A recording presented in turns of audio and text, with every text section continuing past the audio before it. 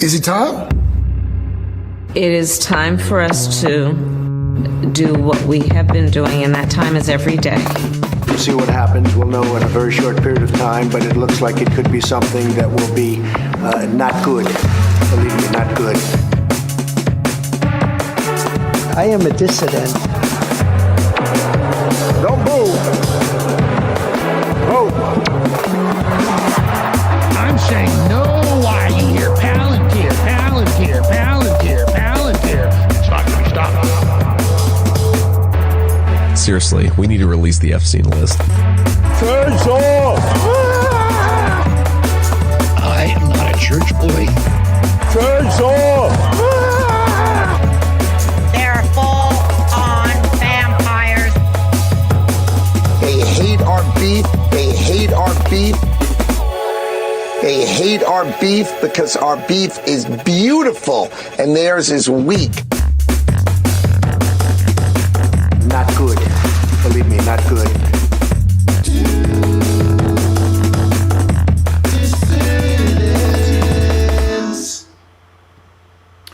Hello, Dissidents. Welcome, one and all, to a Thursday midday edition of the Do Dissidents podcast. Keaton Weiss here with Russell Dobular. Of course, got to unmute your microphone over there.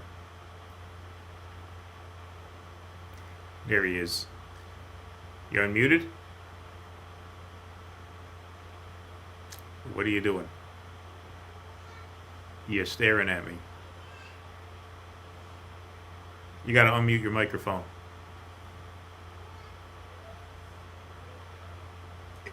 Muted. What's that? It's unmuted from my end. Yeah, no, now it's unmuted. It wasn't unmuted. It's before. on.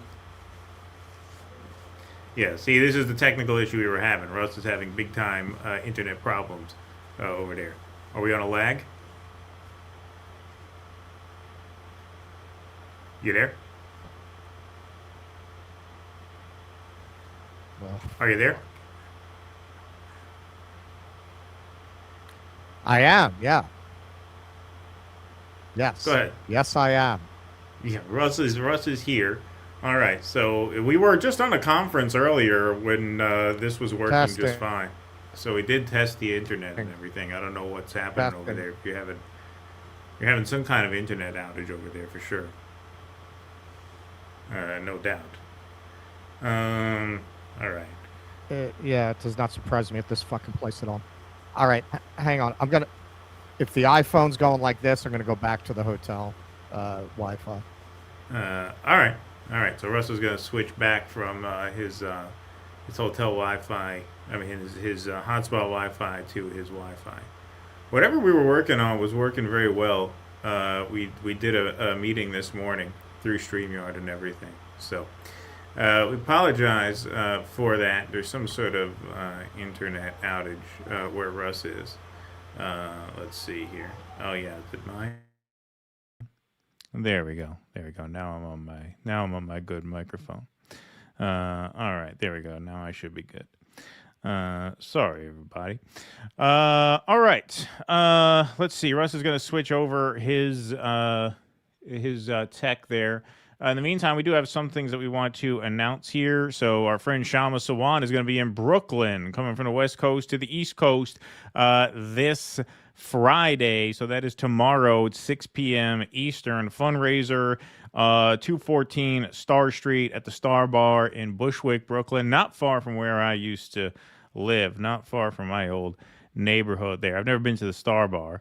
But if you're a New York area dissident and you want to go support the campaign, that's tomorrow from 6 p.m. to 10 p.m. shamasawant.org and click the events tab at the top of the screen, and you will make your way to this event here. You can RSVP online. That should be a great time. That is tomorrow night from 6 to 10, Friday night at the Star Bar in Brooklyn.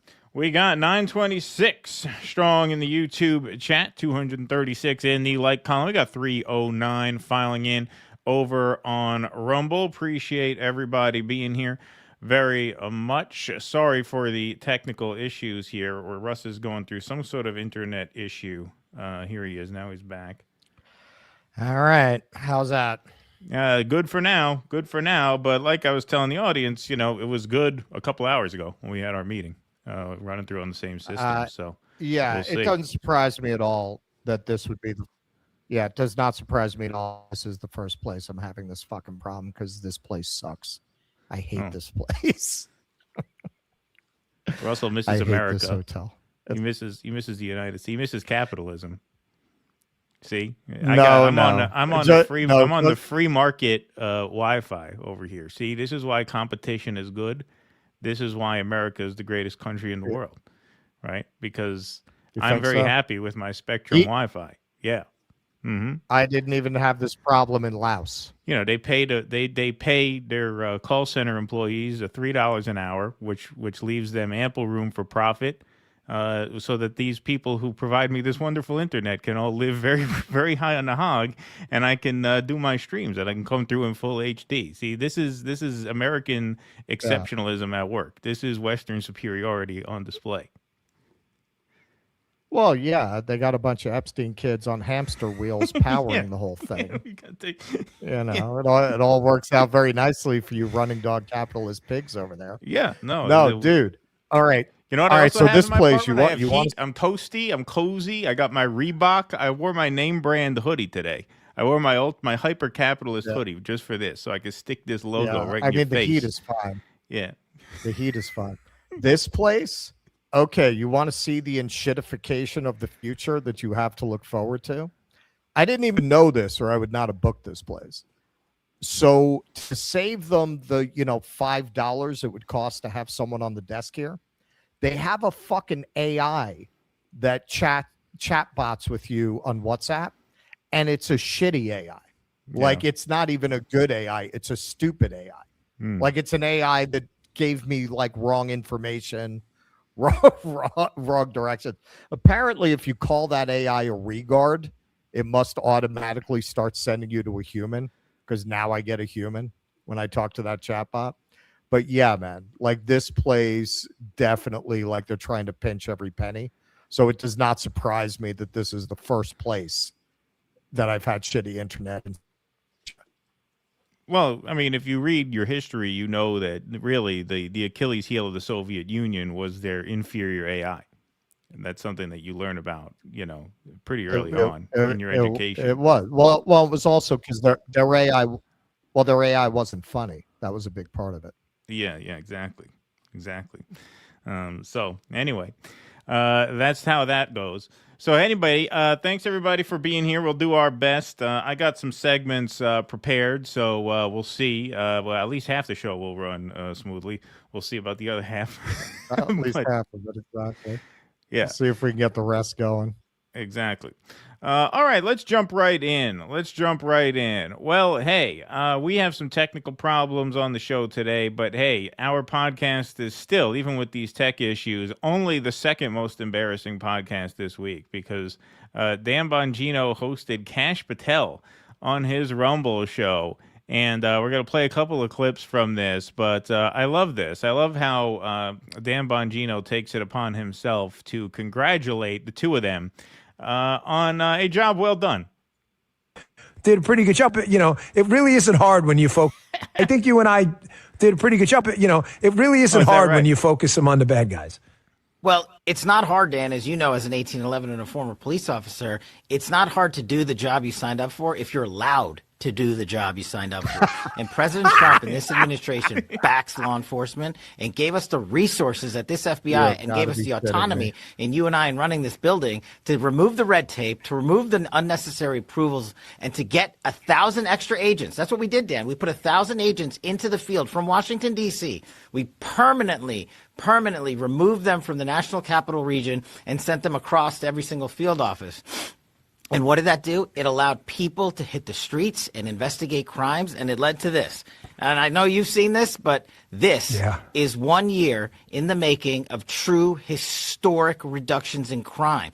A brochure talking about the reduction in crime across America. 1 year in the making. And you're talking about a 20% reduction in murder rate. You're talking about a 32% increase in fentanyl seizures, enough to kill 150 million Americans. Dan. That's right. They saved 150 million million Americans. You understand? So if you're watching this, there's a 50% chance you'd be dead right now were it not for Kash Patel and Dan Bongino, because they seized enough fentanyl to kill 150 million of you. So, you can make fun of these guys if you like, but just understand, like half of your friends, half of your social circle, they'd all be gone right now if it weren't for these two men. So, these two men are heroes. You need to understand that. Dan, they were putting it in the Cheerios. It was in the Cheerios. Yeah, exactly. You're talking about 4 top 10 arrests in 1 year, but as soon as you left, I had to add 2 more. So now we're up to 6. I couldn't let it stand at 4. So in 1 calendar year, we arrested 6 of the FBI's most wanted fugitives in the world. You know what I'm talking about. I was busting my ass on that one, but yeah, I wanted it so bad, just not bad enough to stick around and catch him. Like there was this one guy, this one really dangerous guy who was, really terrorizing the American public. This really dangerous criminal. I know who you're talking about. We can't say. He was a real menace to society. People were not safe while this guy was on the street, and I really wanted to help bring him to justice, but unfortunately, I did have to come back and do my podcast again. So I had to quit before we caught him and come back here and talk into a microphone. But I wanted him pretty bad. I really wanted this guy, just not bad enough to actually finish my job and catch him. No, I had to quit before the Epstein Files came out because that would have been really embarrassing. But man, it really tears me up inside that I couldn't have helped bring this horrible man to justice. Unfortunately, my microphone and my 1775 coffee deal was waiting for me. I did have to get back to my life. What a crazy thing to say. Oh yeah, I really wanted that guy. You quit. You quit before you caught him. It was two things, Kash. It was 2 things. I looked at my 401k, and it really wasn't growing at the pace I'm accustomed to. Also, somebody sent me a chart showing a complete collapse in purchases of raw water. And, I talked to Bobby about that, and we're saving America 1 case of Legionnaire's disease at a time. And we don't want to let up on that. Oh, what a cloud. We've got the scientists and doctors on the run. Yeah. I was busting my ass on that one, but wanted him. I was like, so, but hey, good job. You were like, what? I gotta quit. I'd love to stick around and catch this really dangerous criminal, but I gotta quit. I hate this fucking job, and I don't want to do it anymore. But man, I really wish I could have helped you nail that bastard. Once I saw it on the news, I was proud of you and the guys. No, you laid it, and you gotta let you know those 6 go to you. You laid the groundwork for it. You work quietly behind the scenes. I'm just telling you. And look, I think the audience should know. I can't even memorize these. I look at these every day, and it's just hard to believe. 490. You can't memorize. You can't memorize a 5x8 postcard of a fact sheet. You can't memorize. That's the brain of the FBI. The FBI director. I can't memorize these. Oh man. 90% increase in those who prey upon our children. 490% increase in arrests by the FBI. The FBI under the last year. Just not the really rich ones who, are connected to, financial institutions and government like the Epstein ones. We can't get the Epstein ones. But the other people, see, we are cracking down on poor people who abuse children. Those rich people who abuse children, they are a tough nut to crack, man. They are hard. It is hard to bring them to justice. As many increase for violent crime from 20. We got a guy last week. He was selling not only the beef churros, he was selling cinnamon churros. Yeah, right, exactly. Cinnamon, Dan. He was the kingpin of the Subway churro market. Busted. No more. Cinnamon is a narcotic. Yeah. Yeah. You want a candy bar in the Subway, you're going to have to buy it from the newsstand like everybody else. 24 to 25. Twice as many arrests. That's unbelievable, Dan. These numbers are truly historic, and that was the foundational tectonic shift you and I put into place in the FBI to let the cops go out there and be cops, and this is what happens. Yep. And one of the things I know I've heard you emphasize. And then you quit, and I'm still doing it. They did it. They perfected a new technology, clown-to-clown conversations, says Cesar Brown. But they weren't done. They weren't done. So this was the closest they came, apparently, to discussing the Epstein Files. Shadow of Ezra tweets, Kash Patel and Dan Bongino, in their joint interview, avoid the Jeffrey Epstein topic altogether and instead tell the audience that the decisions they made while working together were too difficult. They admit that most of the time, the decisions they had to make required permission from the top. So let's take a look. Okay, so this is, I guess, the closest they came to getting into the elephant in the room. Level 10 decision, Kash. A level 10 meaning there's a pardon the language, but a shitty decision and a shittier one. Because if there was a good decision to be made, someone else made it. And then when those decisions, that's every day. I know you know this because I would knock on your door and you'd be like, what now? And I'd be like, here we go again. Like something else will come up. But I just want to put into perspective for folks out there, when that decision can't even be made by me, it goes to you. When it doesn't go to you, it goes like to the president's desk. He's dealing with like level 11 decisions. And that's the thing in DC is that's why the batting average isn't always going to be 1,000. There's no good call to be made or someone else would have made it. There's just really tough. That's why when we promised to bring the Epstein clients to justice, we really shouldn't have promised that because it turns out that's pretty hard to do. And so we're not going to bat 1,000. You know, we're going to bat more in the 150 to 200 range, with most of our hits being singles against very low-level people. But you know, the Epstein stuff, that's the man upstairs, right? Really passing the buck there. Decisions where, you know, there's a shit call and a shittier call. And listen, that's what we signed up for. That's how it rolls.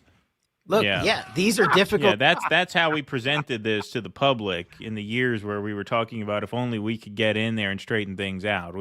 We want to get in there so we can determine between shitty and shittier calls and not bat 1,000. Decisions, Dan. That's why you volunteered to jump back in. It wasn't just going to be, hey, we're going to do this job. It's going to be super easy. We're not going to have to make any hard decisions. And we're not going to have to combat a press corps that has largely been biased and full of inaccurate reporting. But we made those decisions collectively in the best interest of the nation.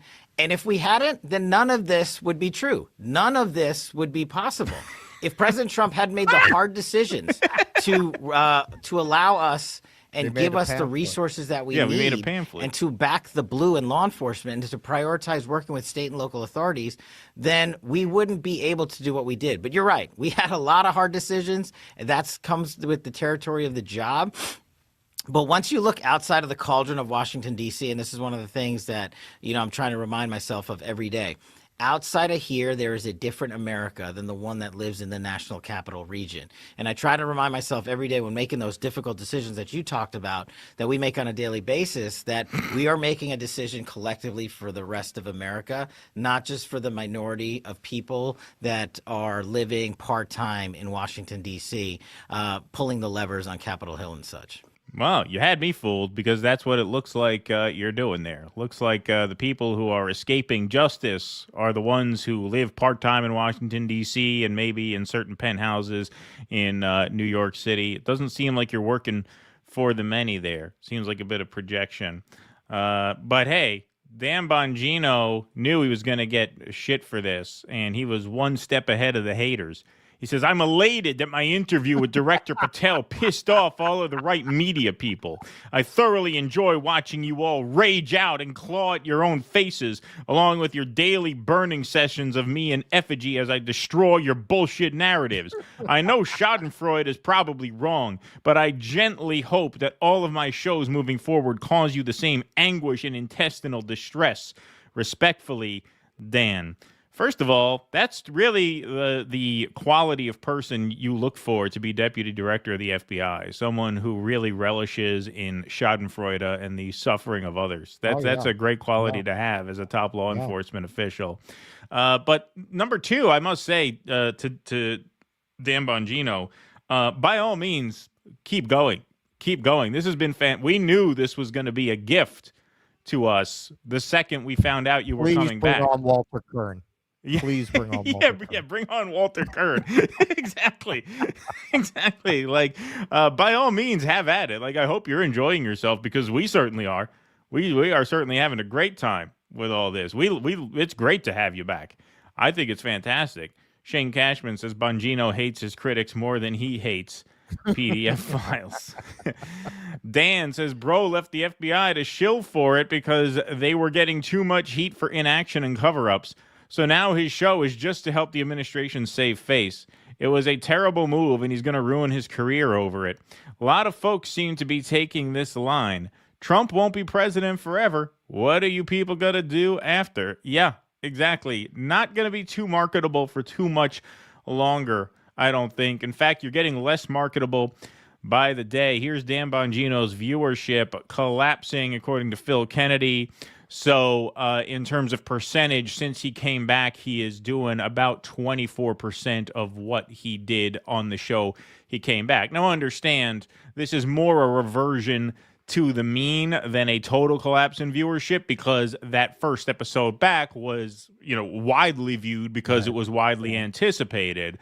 So he got a lot more viewers than he normally got on that show back. However, if you look, you would think his interview with Kash Patel would do like gangbuster numbers. I mean, we were certainly interested to watch it when we found out it was happening. So if you look back, the I'm Back episode from February 2nd, that was his first episode back, 3.35 million views on Rumble.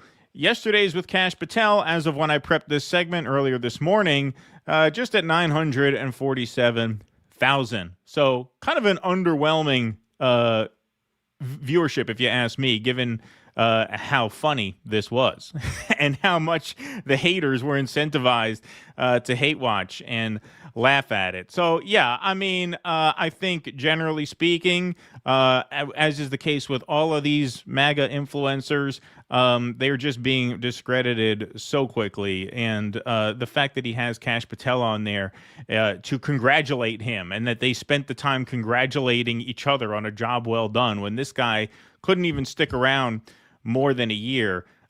Pretty comical stuff. You see, the thing with podcasting is there's no accountability at all. There are no metrics by which anyone can reasonably measure your performance. Performance is measured in how many mindless morons you can get to buy your bullshit. Right, and that's a much easier metric than arrests, revealing the truth, prosecutions, gathering evidence. That's a hard gig. And actually, the one gig gets in the way of the other. Because if you're a big windbag like me, if you're completely full of shit, if you're a half-bright grifter, and then you get put in a situation where you can actually be evaluated on performance, that's very damaging to your brand, Kash. Yes. That's very damaging. So I made an important moral decision. I said, you know what? I owe it to my 401k to get out of this job before I damage any chance I have of going back to my grift than I already have. Right? So that's what I did. That's what a man does. A man makes decisions. And I made one. It was between a shitty decision and a shittier one. So I made the shitty decision to come back while I still had some viewership left to salvage. But I mean, that is clearly what he did. I mean, he clearly got out before the shit really hit the fan with the Epstein stuff. Obviously, he wanted to be on the outside looking in when that happened so that he could explain how hard his job was, with the implication that, hey, this is why I left. He never came out and said it was too hard for me. Like, I would actually have respect for the guy if the guy said, you know what? I talked a big game from out here.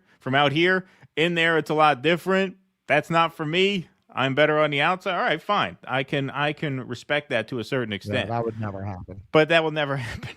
No, he comes out here and says, by the way, I relish in all of the haters and the black pillars and the losers. And I hope you have bigger stomach aches than ever watching me as I come and destroy your bullshit narrative. Yeah, I mean, it is real clown stuff for sure. I mean, it's very funny how he's falling back on that line. Oh yeah, no, those are the only people giving you shit. It's just the liberals, right? That's really the problem, right? The way he's trying to spin that line, and it's just ridiculous coming out of this Epstein debacle to be like, the media's clawing their faces off. The media's clawing their faces off. The media's freaking ignoring you. They're ignoring you. The only places I see this talked about is like very online spaces like X. Yeah, and particularly in his case, right-wing online spaces, because he was a Rumble exclusive streamer. You know, he's not really on the libs' radar. You don't really see liberals mention Dan Bongino very much, since they were hardly ever exposed to him because he was over on Rumble, right? Like, he wasn't, you know, he's not really like a part of the sort of discourse on that side of things. So I would say in Dan Bongino's case, it's especially the case that almost all of the pushback he's gotten has been from the sort of disaffected MAGA people on the right. You know, guys like Dave Smith, you know, have gone at him hard, and he's gone at him hard back. So it's not the liberals or the media. It's actually, and this is what makes it sting even more, or at least you'd think it would, were he not such a pugnacious meathead. It's people who actually put a lot of their faith in Dan Bongino. It's most of the people who are most pissed at him now are the ones who are most excited about him having been gone to Washington in the first place. All right, so you want to take some super chats? Okie-doke. See if that works. Yeah, I mean, it seems to have straightened out. Like, you know, sometimes these things come and go. Yeah. I mean, your video's a little choppy, but your audio's coming through smooth. It's a little choppy, but everything seems to work now. Yeah. That's a Jolly Man Big. Yeah, it's not great, but it's not like unworkable like it was coming into the show. It was just like, what are we gonna do? Jolly Man Big Boy. I helped a cow give birth a calf last week, and I must say that beef was beautiful. Oh, nice. Did you eat it? Nice. A beautiful piece of beef. Calf? Welcome to the world. Shy Guevara. Gotta hand it to Patel and Bongino. I've never seen a digital reach around over Zoom before. Just glad they didn't pull the straws out. Yeah. You know, I was reading an article about how, you know, and everybody knows this now.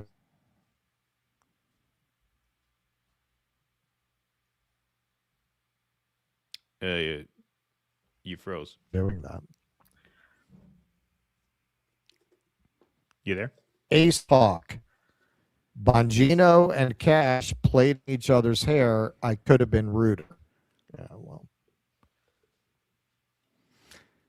well. Your video's frozen. We jinxed it. Yeah, your video's frozen. Something's going on over there. Not good. Believe me, not good. Go ahead.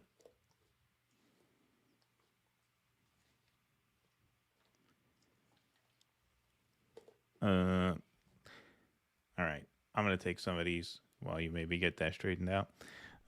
Sean Hurl says, all hail my favorite pedestrians of Red Sea. A new collection of republics, Wales, Scotland, and England is being born thanks to Mashad's Shagger-in-Chief. Thank you, Sean Hurl. Appreciate that very much. Captain Ace Hawke, Bongino and Kash plaiting each other's hair. I could have been ruder. Thank you for that. We got 6 of the top 10 criminals. Trump's only pardoning 5 of them. That's a 10% improvement. Ask anyone. They'll tell you we did the best job ever. Thank you, Dak269. Appreciate that very much. Okay. Let's see. We'll go to some Rumble rants over here. Oh, George says, hey, Russ, forgot to ask, did you try to vote in the Thai elections? If so, which constitution did you support? Also, the entire experience looks stunning. Glad you are enjoying. Well, he is in, I don't even know where he is now. Are you in Cambodia now? Or are you in Vietnam? I voted 10 times in that election. Yeah. I'm in Vietnam. Oh, you're still in Vietnam? No, I'm in Vietnam. I forget. I'll keep track of these things. Month. Yeah. So when you go to Cambodia? I'll be in Cambodia. It's like 3 weeks.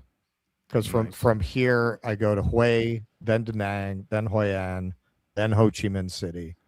Then I'm in Phnom Penh. Okay. Nocturnal Human, I don't mind the technical issues. Seeing the killing fields, man. That's gonna be nuts. I don't mind the technical issues. The Dow is over 50K. Thank you, Nocturnal Human. Appreciate that. Vianticus Prime, everything's a scam, everything's a lie, everything's hypocrisy. Fuck these people. Eric Rousseau says, you see the China Kung Fu robots. I have not seen the China Kung Fu robots. I'm still high off of those China flame-throwing dog robots. I love those. Those are awesome. Those are the want to best. own one of those. Didn't it turn out those are AI? That video is AI. What video? The robots? The dogs the are real. robots. The dogs are real. No, but a video is going viral of like the Chinese testing robots being soldiers. And apparently it's not real. Huh. Interesting. They're not quite there yet. Give me 1 second. I'm gonna grab something. I'll be right back. All right. Vienticus Prime, just to be an asshole, I still love all the Trump supporters saying years ago that the Kennedy assassination was a coup d'etat, but we'll magically get our country back with a vote. Yeah. Well, didn't the Q people think that Kennedy was alive and coming back or something like that? That was like a big rally that they had. Eric Rousseau says, if we were supported with fitting FBI big boy windbreakers, we could do our jobs. Thank you, Eric Rousseau. My FBI windbreaker would have all the patches like a heavy metal battle vest. Thank you. Mr. Measy, can Kash and Gino suck each other off any harder? They must be broadcasting from the closet they refuse to come out of. Thank you, Mr. Measy. Appreciate that very much. All right. Ravid Laz says, Kash, I live in Vegas with a rich white guy who's begging me to ask Patel. Thank you, Ravid Laz. Vienticus says, you hit the nail on the head, Keaton. They were PDFing like meat, drug, security, and education. Only they should get to enjoy it, not you plebes. Thank you, Vienticus. Appreciate that. Cool Blue says, Kash Patel and Dan Bongino are like an example of erectile dysfunction. Thank you, Cool Blue. Appreciate that, my friend. Okay. Eric Rousseau says, were those two looking for a White Castle? Ah, that's my Harold and Kumar joke. Good one, my friend. Good one. All right. Are you back? I am back. All right. But you're going to have to load your stuff in now, right? I'm just going to do the first one. All right. Well, I'll go to my second segment anyway after this. Yeah, but hey, we got a big announcement that we want to make here, everybody. So we hope you guys are ready for this one. As we mentioned, one of our member perks is the Dissident Film Club, and we have totally revamped our Dissident Film Club, and it's going to be really awesome. This was our meeting this morning, during which the tech was just fine, so we thought we were in the clear, but apparently not. But we did have a meeting this morning with our new collaborator for the Dissident Film Club, and those are our friends over at Right Brain TV. That's right. That's right. So when you sign up, patreon.com/do dissidents for just $5 a month, we do a monthly film club. And moving forward, Right Brain TV is our partner for the Dissident Film Club, and this is going to be a really, really amazing collaboration. We are so much looking forward to this. So for those not familiar with Right Brain TV, we were really surprised when Larry Ellison expressed interest in funding this. Yeah, we didn't exactly. think this would be his kind of thing, but we got that Ellison money now, folks. We're going worldwide. So rightbraintv.com is the website. For those of you who are not familiar with Right Brain TV, they have a catalog of over 500 dissident films. Our friend Rome over at RBN has a documentary that's listed at Right Brain TV. Propaganda film by Betar USA, produced by the Gray Zone, is there. They're actually having a screening of that film tonight, which I'll tell you about, because we encourage you guys to go up and sign up at rightbraintv.com. These are some of their films that they have there. They have Palestinian films, A Night of Palestinian Cinema, full catalog, scenes from an occupation. Some of these films are older, some of these films are newer, but we are going to be selecting films from the Right Brain TV library. And the way these film clubs are going to work now is we are going to have interviews with either the curators of the films or, when possible, the filmmakers themselves. Obviously, it depends on the film, when it was made. Obviously, this one was from 50 some odd years ago, but we're going to pick one film a month. We're going to do an interview beforehand, then we're going to screen the film for members, and then have, as we always do, running commentary, exhibits, talkbacks, and Q&As with our patrons. So this is going to be really amazing. These are some of the Palestinian films they have. They also have documentaries on dissident comics, the comedians of the counterculture. They also have an Iranian horror film series, Terror from Tehran. Just awesome, awesome stuff. They have stand-up comedy specials from our friends like Jimmy Dore and Max Blumenthal. Just an amazing catalog of stuff. And so rightbraintv.com. Now, we are going to be screening one film a month through our film club. So that's through our Patreon. So you just become a member through our Patreon for $5 a month. But they have over 500 films in their catalog. So at one a month, we are not going to be scratching the surface in terms of their entire catalog. So we do encourage you to go and support them. It was super awesome of them to collaborate with us, and so we definitely want to support our friends at rightbraintv.com. They made us a special promo code, so if you want access to their entire catalog of films so that you can watch them whenever you want, as many as you want, they're offering our viewers 40% off an annual membership. If you go to rightbraintv.com and enter promo code DD2026, you'll get 40% off your annual membership. So if you can do that, please go ahead and do that. It is so worth it. Their catalog of movies is just absolutely awesome. They have Vietnam War era films, they have Cuban films, they have Brazilian psychedelic films. I mean, they have just an unbelievable catalog of amazing stuff. Amazing. And it's going to be so fun to explore that catalog with them as part of our film club night for our patrons. So if you want access to our film club events with Right Brain TV, you go to patreon.com/do dissidents. And then if you want to sign up for the full Right Brain TV catalog, just go to rightbraintv.com and they use promo code DD2026 to get 40% off your annual membership. They are having a screening of their film tonight, which is, let me just go to the website here. I thought I had that in the slideshow, but I'll just screen share it with you folks. This will make it super easy on you here. Let me get that queued up. Oops. Okay, well, there we go. If you want to sign up for their website tonight, they are having a screening in Florida of Right Brain TV's movie, a propaganda film by Betar. This is a virtual screening with a Q&A by the director of the film. You probably heard about this. This was presented by the Gray Zone. This was a whistleblower inside the Betar movement. They made this film here. So Right Brain TV times Real and Real presents a propaganda film by Betar, virtual screening February 19th. So that is this evening. So if you go to rightbraintv.com and you sign up, you will get access to that screening. So rightbraintv.com, you'll see the propaganda film listed prominently on the homepage, and you can go and sign up. If you want to just buy a ticket for tonight's virtual screening, that is $5. They're giving you $1 off with coupon DD2026. But don't forget, you get access to all their events when you sign up at rightbraintv.com and use our coupon code for 40% off an annual membership. So this is going to be loads of fun. We're super excited about it. So go to rightbraintv.com and check it out if you can make the screening tonight. It's a virtual screening for everybody, for all of their members, or you can buy a pay-per-view access to the screening this evening. It's going to be really great. We're super excited. We want to thank them for making this happen with us. That is going to be a great collaboration. We are very, very much looking forward to it. Yes. Going to be awesome.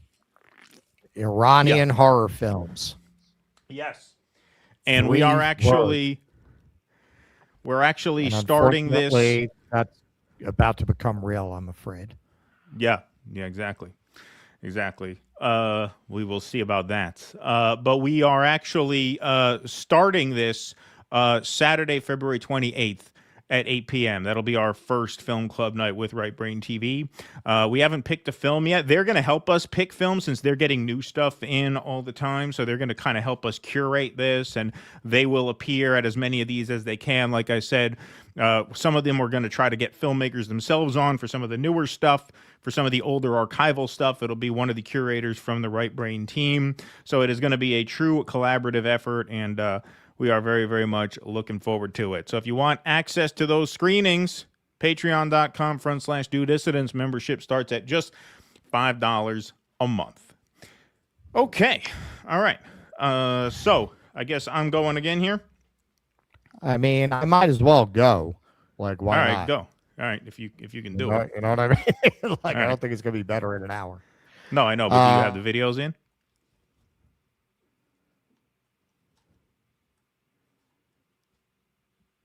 Yeah, this is not going to work. You're frozen again. All right. Let me go to some super chats here. Bongino never had the makings of a varsity sellout. Thank you very much. Randy Ray, have you guys ever seen the movie Falling Down from 1993 starring Michael Douglas? And if so, what did you think of it? You know, I saw that movie a long time ago. It was a very, very long time ago. I remember liking it. I don't really remember much, though. I was just a kid when I saw Falling that movie. Falling Down is very interesting, and it kind of predicts the moment. It plays as very prophetic. It really predicts the Dan Bongino listener. Yeah, right. Yeah, exactly. All right. Do you want to give this a shot? Yeah, let's just go for it, man. Right. Okay, so as you might have heard, a certain Prince Andrew is out of the can and in the can now. Andrew was arrested over the Epstein scandal, broke as we were preparing the show. Andrew Mountbatten Windsor has been arrested on suspicion of committing misconduct in public office. Police have been assessing claims against Mr. Mountbatten Windsor that emerged in the Epstein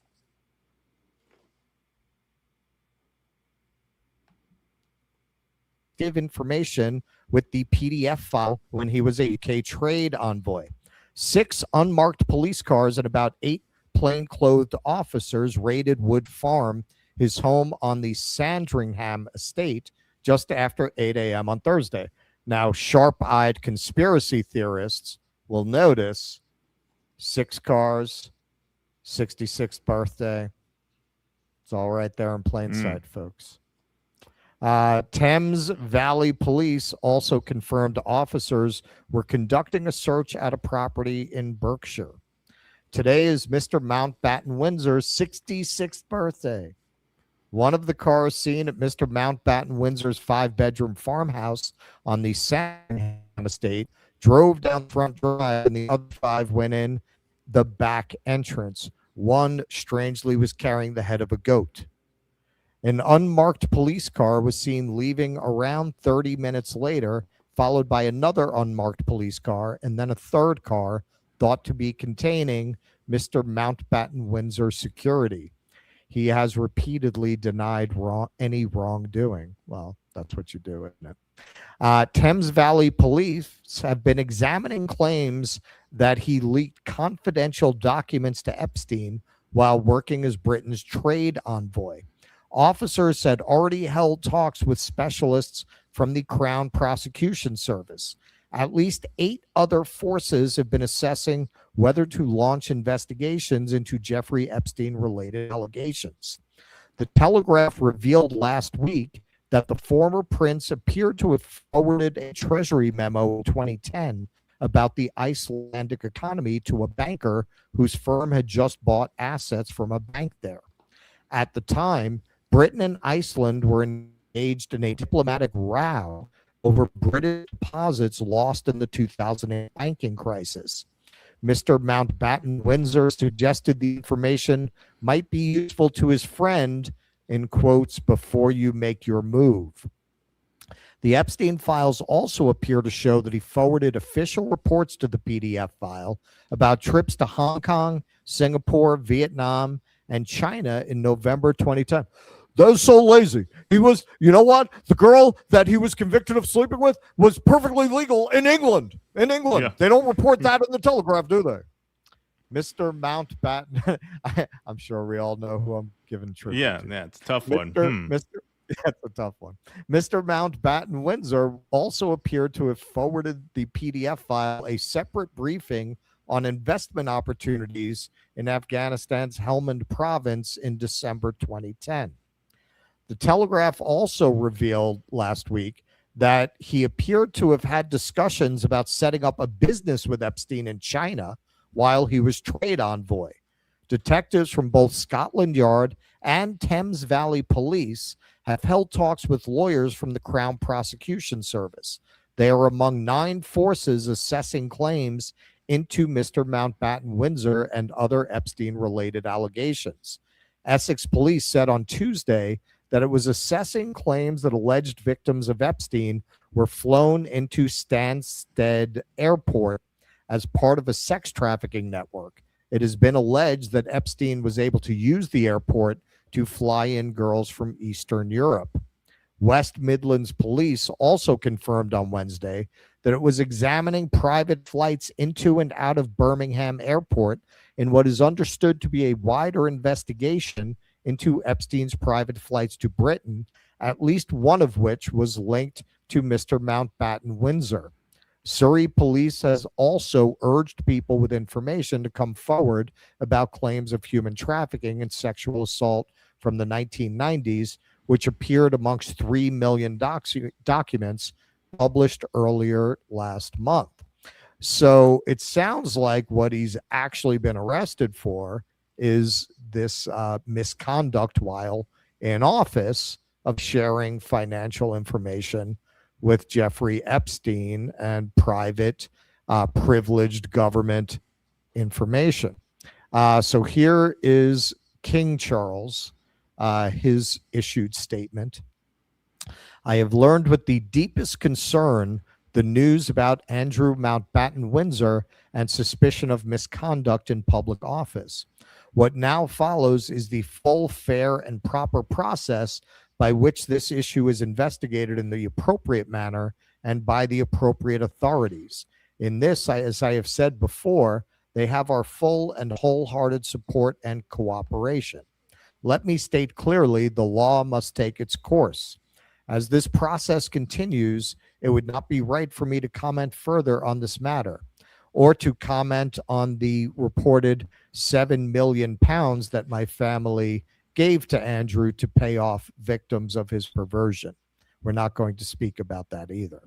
Meanwhile, my family and I will continue in our duty and service to you all. And there's a statement from Virginia Giuffre's family. At last, today our broken hearts have been lifted at the news that no one is above the law, not even royalty. Well, Lutnick still got a job. On behalf of our sister, Virginia Roberts Giuffre, we extend our gratitude to the UK's Thames Valley Police for their investigation and arrest of Andrew Mountbatten Windsor. He was never a prince. For survivors everywhere, Virginia did this for you. So now, classless piece of shit that he is, Michael Tracy weighed in right away, wasted no time. Holy shit! The British monarchy is really going to destroy itself over the discredited claims of a dead serial fabulist. Well, no, actually, Michael, and this is what's really interesting about both him and his one-time, I think it was only the one-time collaborator, Matt Taibbi. I think, he just got away from his dry drunk bridge troll of a co-host. I don't think he wants to cozy up to this at this point. It's kind of from the frying pan into the fire. But both of them, particularly around this case, like to put on airs like they're the careful ones who are very accurate in their reporting, and in their zeal to attack victims of sex trafficking and sexual assault, they don't actually bother to be accurate. Anyone who took an even cursory glance at this would understand that actually that's not what he was arrested for. He was not arrested for that. He was actually arrested for financial crimes. Very much like Taibbi dropped a self-congratulatory article about how he harassed reporters about why they were claiming that Epstein was convicted of sex trafficking, not understanding that under federal law, he indeed was convicted of sex trafficking. And the whole point of the article was that these reporters weren't as careful as he is and falsely claimed he was convicted of sex trafficking. It's incredible, these people who are like, their whole brand is the other reporters are getting it all wrong, and we're much more careful and precise. And they are constantly getting things completely wrong that supposedly lesser reporters are able to very easily report on with far more accuracy. So on that point, here's a little more about what he was actually arrested for.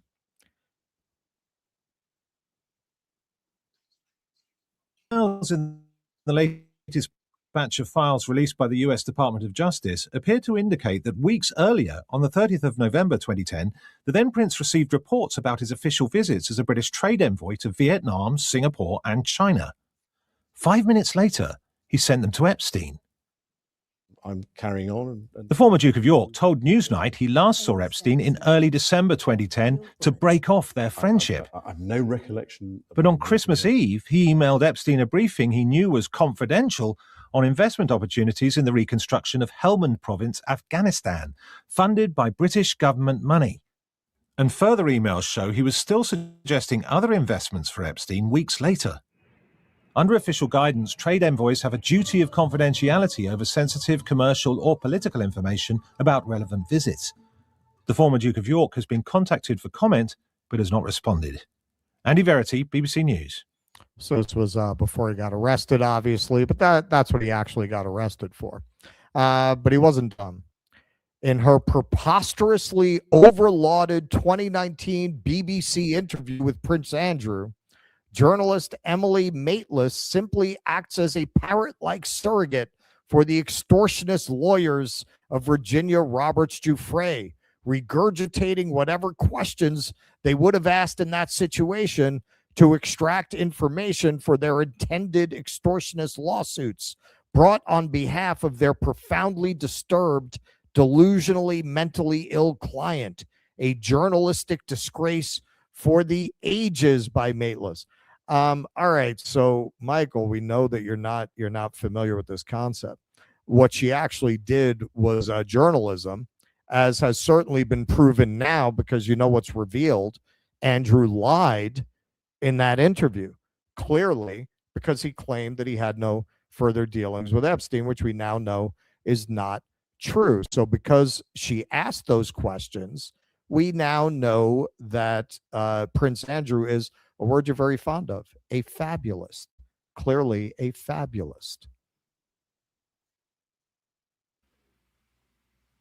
Quite right now, so people are saying, well, there's this information. A lot of it shows that what former Prince Andrew was saying in his interview with Emily Maitlis was untrue. It was factually incorrect when you look at, if you compare the two. So I think there's a lot of questions that he will have to answer. I think there's issues around Lord Mandelson. I appreciate both those individuals are claiming that they've committed no offences, but I think that there is a clamour now for people saying we want to show that these people will be brought to justice regardless of who they are, and we won't show favour to somebody because they're a former prince or because they're a former diplomat. Okay, now for us, you know, the kind of worshipful relationship that people have towards British royalty. Yes, I know a lot of people criticize them, but this always stuck with me. I think the movie was called The Queen, right? It was about the fallout from the death of Diana, right? That movie was called The Queen. It was really dealing with how Elizabeth dealt with it behind the scenes. Right. And as an American, what really shocked me in that movie was they were talking about the fact that 24% of people think they should get rid of the monarchy as a crisis. And to me, I would assume that it always hovers around 50%. Like the idea that that's as high as it goes, like I'm shocked by that. I would think at least half the public would want to get rid of these people. So for us, I don't think we fully appreciate how momentous it is that they actually arrested a member of the royal family, stripped of his titles, though he might be. But Yasser Ali here lays that out for us who may not quite understand it. The arrest of Andrew Mountbatten Windsor, formerly Prince Andrew, Duke of York, on allegations of misconduct in public office linked to the Epstein matter is breathtaking. After the statement Buckingham Palace released the other day, I knew it was possible, but I wasn't sure it would actually happen. A senior member of the British royal family has not been arrested by British authorities in hundreds of years. That law enforcement officers went into Sandringham, the royal family's private estate, on his 66th birthday to carry this out is stunning. It is difficult to overstate how extraordinary this moment is. We are talking about a man who, despite losing his royal titles and styles amid the fallout from his association with Jeffrey Epstein, remains eighth in line to the British throne. He is also the father of two members of the royal family who are ninth and 10th in the line of succession. This is a remarkable moment in British constitutional history and is obviously also welcome and overdue.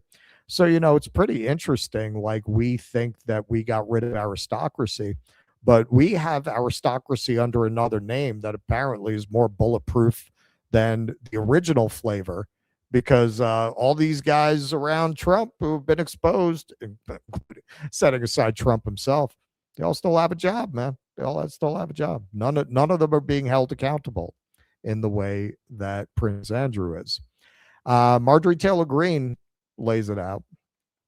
The UK has arrested Andrew because of the Epstein Files, and over here, the president signed an executive order protecting cancer-causing glyphosate in our foods, and we have zero Epstein-related arrest and investigations since release of the files, and we are on the verge of going to war against Iran. That's the current state of MAGA and MAHA. No lies detected there. No lie, and that's true, in case you haven't seen this story. Trump literally laid out an executive order calling a cancer-causing chemical in our food a strategic resource that must be protected. The cancer-causing link has been debunked several times. It actually helps manage symptoms of ADHD and OCD. Actually, so you should make sure you get at least 5 doses of carcinogenic glyphosate every 3 days. That's it was Fauci who spread that rumor that it was carcinogenic. Actually, that's how I stay jacked. I inject that stuff. I put it on my hot dog like mustard. Mehdi Hassan, the royal family and the UK government are teetering on the edge of collapse due to Epstein. Meanwhile, not a single member of the U.S. government of the Trump administration has properly apologized, let alone quit, let alone been criminally investigated for their Trump ties. Well, it's what happens when you have a Justice Department that's, more sick. You got the North Koreans looking at Pam Bondi going, damn, what a sycophant. But Eric Doherty, man, once you're locked into this grift, there's nothing to do but ride that ship all the way to the bottom of the ocean. Breaking: Prince Andrew arrested over ties to Epstein and suspicion of misconduct in public office after Trump DOJ drops the files. Yeah, that's what this is. That's what this is. The Trump Department of Justice is getting the pedophiles over there. Over there.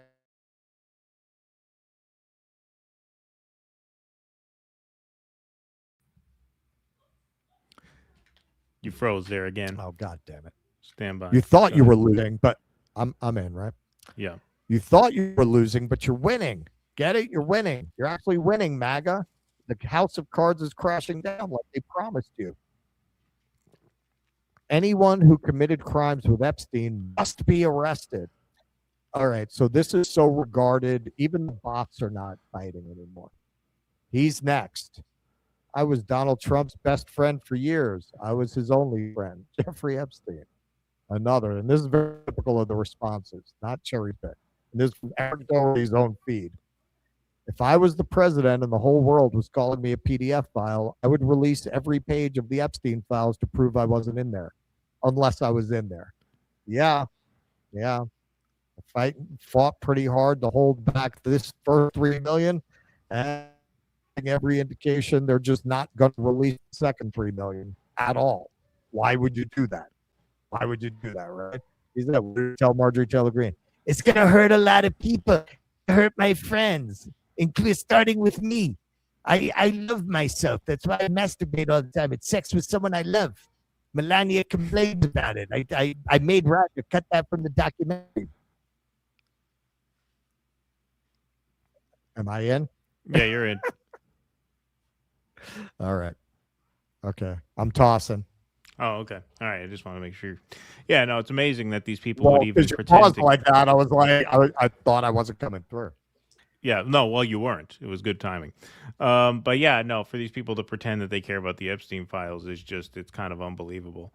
It's unbelievable. And yeah, I mean, looks like, other countries are handling this better than we are. There's been a whole report about how this is really causing tumult among the political class throughout Europe, but not so much here. Not so much here. And now this just broke. We'll see what charges stick and which don't, and we'll see what happens. But this was the big news of the day. I'll make you feel a little bit better about your Wilt Chamberlain gaffe. So apparently this, because I am not an Anglophile at all. I could not be less interested in these people. What's that? He's alive? Yeah, right. Yeah. No, I could not be less interested in these people. I have absolutely zero interest in the royal family at all, extremely limited knowledge. But my wife, Amanda, is somewhat of an Anglophile. Like, she likes the Downton Abbey show and stuff like that. So she tells me a few days ago, when these Andrew revelations, more of the Andrew revelations are starting to come out.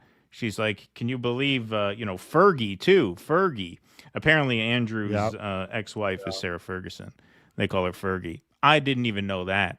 So I said, oh, wow, that's crazy. She says, you know Fergie? I said, yeah, she's that black-eyed pea bitch. And she said, no, I'm not talking about that Fergie. I'm talking about his ex-wife. So if I didn't know that and that came up, we would have had another Wilt Chamberlain moment. But luckily I caught that in advance. I am old enough to remember the death of Diana well. And yeah, so you know that. That it made me sick.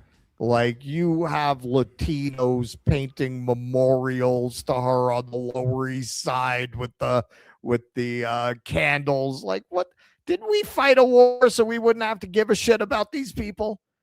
Like if celebrity worship is pathetic, that's a whole other order of pathetic. Like, you're literally talking about people who literally have done nothing but come out of the right sperm and the right egg. Like, literally, that's all they've done. Why would you care about them?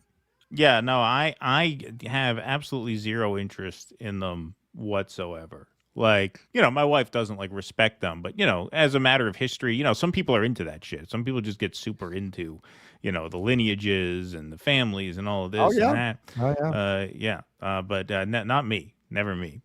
But we'll see. We'll see what justice happens over there. But yeah, it's kind of amazing. Put them in the fields. Yeah. What China did, man. That's what Mao did. Put the emperor in the fields. That's right. All right. So you got some super chats over there? I do. Captain Ace Hawke, Chinese robots not fake, live performance. I cannot attach link as YouTube will not allow it. CTGN for video. They are locking it down. No, I mean, I did a whole segment about the Chinese robotics where everything I used was real. I just saw community notes on that saying it was AI. You're saying they're wrong. I don't know. I'm going by that. But yeah, I mean, they have very advanced robotics. My understanding is that particular clip was not real, though. Ghost Strick Alucard. You could say Russ's Wi-Fi is lousy. I'm not in Laos. I'm in Sapa right now. Sapa is like visiting the set of Stephen King's The Mist. Like it's constantly fogged in, like constantly. That's part of the attraction of it, but it is kind of strange. Like for a few days to be here, it's a novelty. I don't see how you live here without self-deleting. Like, how could you live with that weather year round? It would be horrible. It makes Seattle look sunny and bright over here. Yeah. The Seattle winters are relentlessly rainy, but yeah, it looked pretty misty. You sent me a picture. It's just like you can't see more than half a block ahead of you here. Heretic Miles Tag, like the reference. Michael Tracy, you see Keaton, I called it on him before anyone else on your call-in show. I'm going to pat myself on the back now. George from Australia. Thank you, George. Jolly Man Big Boy, as a former Dem voter, I'm not too high on the idea of flipping Texas. Right wing will slash and burn the bureaucracy as the Dems allow it to happen. Yeah, I mean, this is why I never really understand why right wingers celebrate as their side builds a police state. Like, what do you think? It's not going to switch back to the other side, and then they're going to have detention facilities. Let me put it in terms you'll understand. What would the Democrats have done with ICE during COVID? Get it? Jolly Man Big Boy. Dems incompetent and only does what Israel allows them to do. Yep. Reps incompetent and only does what Israel allows them to do, only louder and obnoxious. Yeah. Yep. Exactly. Well, we didn't get to Iran today because we expect World War III to erupt before the next show. We figure we'll cover it all in one big thing. But which Democrat was it? He was on MSNBC with Katie Tur. Yeah, it's saying, Mark Warner. well, I think the president should have full authority. So, it's a big club, man. Shai Guevara, monarchy is critical to capital in Britain. Huge propaganda effort is made to paint it as benign. A break glass in case of emergency institution if revolution erupted in Great Britain. Great chaos under heaven. Situation excellent. You know what I've been thinking about a lot? Max Brooks's World War Z.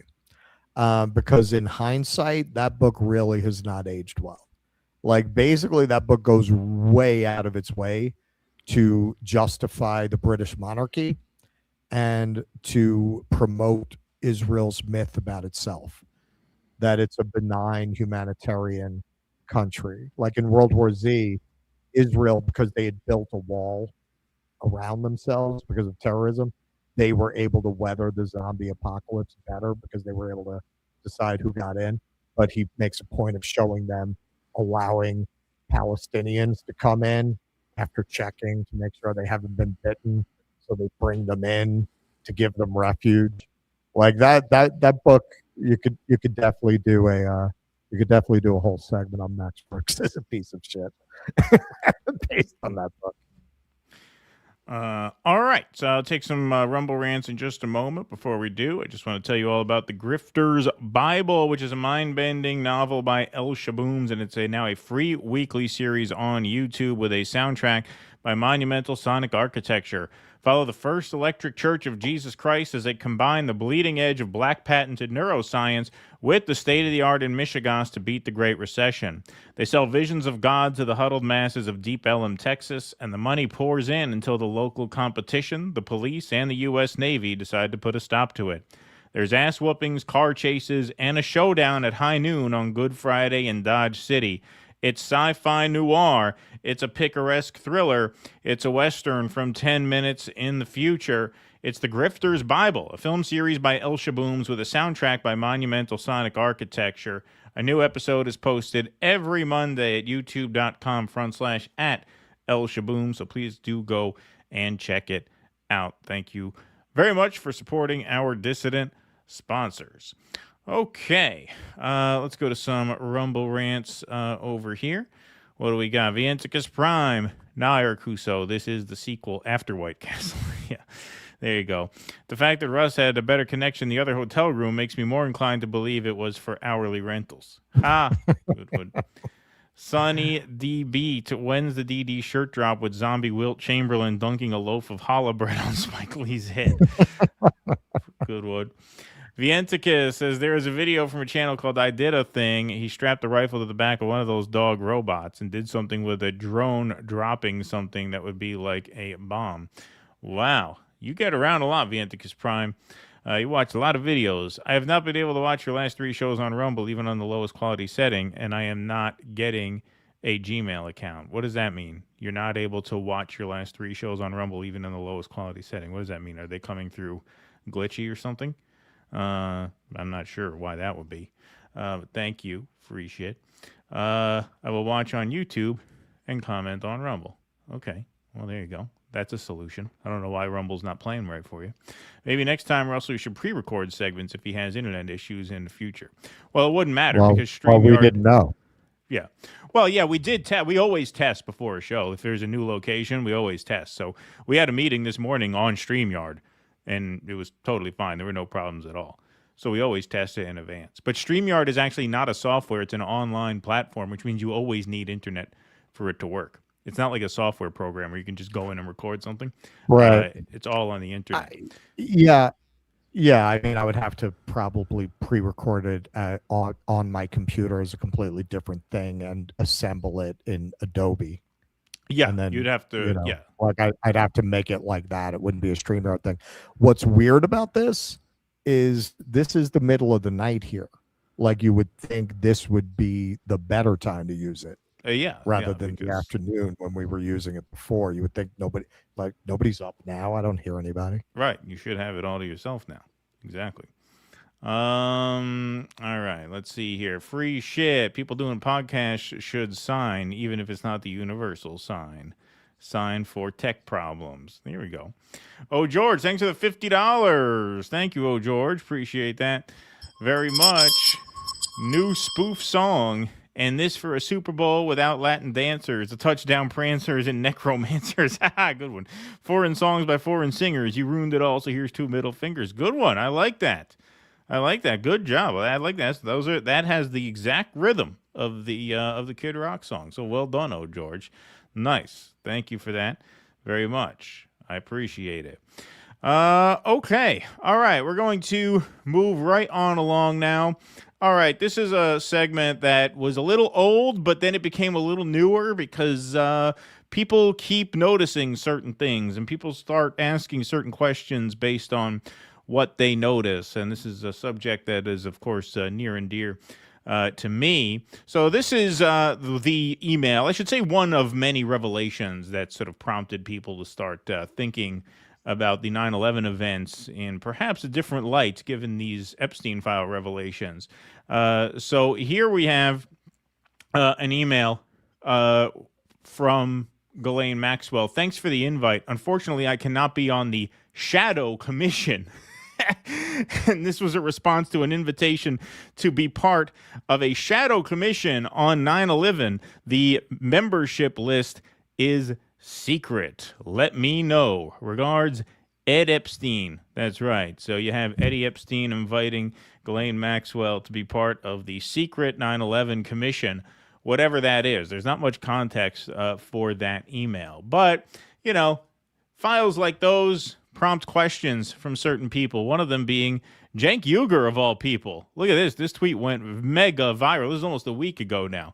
I no longer believe the official 9/11 story. 2 paper passports did not burn and were found on the rubble, but it was so hot World Trade Center 7 burned down across the street. Nonsense. It's time to look for who gained from 9/11. Our government doesn't work for us. They've been lying the whole time. Well, who gained from 9/11? Look, I hate to be boring and redundant here, but Jeffrey Epstein. All roads lead to Jeffrey Epstein in this world. It's still Epstein, right? The same ending there. To my normie friends who will be outraged by this, we have been brainwashed by corporate media all our lives. They said that anything that isn't the official government story is a conspiracy theory, quote unquote. Only insane people believe, to gaslight you into never questioning the government. Well, no lies detected there. Why am I questioning this now?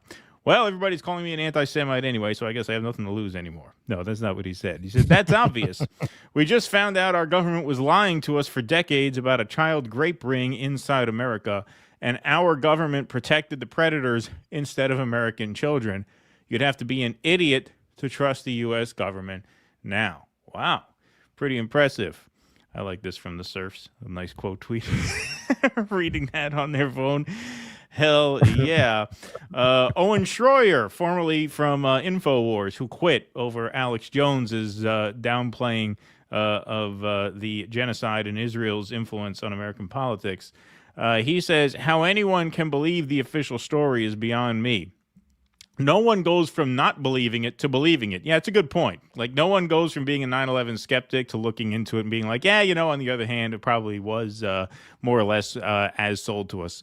Most went from believing it to not believing it. This trend only goes one direction, and it is not stopping. No, it's not stopping. So I commented on this at the time. I was 15 in the fall of 2012. It was then that the Bush administration started chirping about a war with Iraq, and it was then that I knew 9/11 was more or less an inside job. I always thought there'd come a day when 9/11 conspiracy theories would be as widely accepted as JFK conspiracy theories. Looks like we're almost there. Yeah, if Cenk Uygur is tweeting that means you're almost there. Because he would be one of the last guys to come around. But hey, RB Ham, our friend RB, did me one better. Says, 25 years too late, of course. I knew 9/11 was a false flag operation on the very day it happened. RB knew the day before, actually. That's how ahead of the curve he was. Ha ha. Just kidding, RB. Those of us who tried to get the truth out were vilified and silenced through censorship and shadow bans. Vindication is a hollow victory after the damage is done. That's right. You should rename your podcast Hollow Victories with RB Ham. That's good. I like that. You should think about that. I think that's a good title for a show, especially one like yours. Hollow Victories. Yeah. That's good. Hollow Victories is a good name for a podcast. It's good.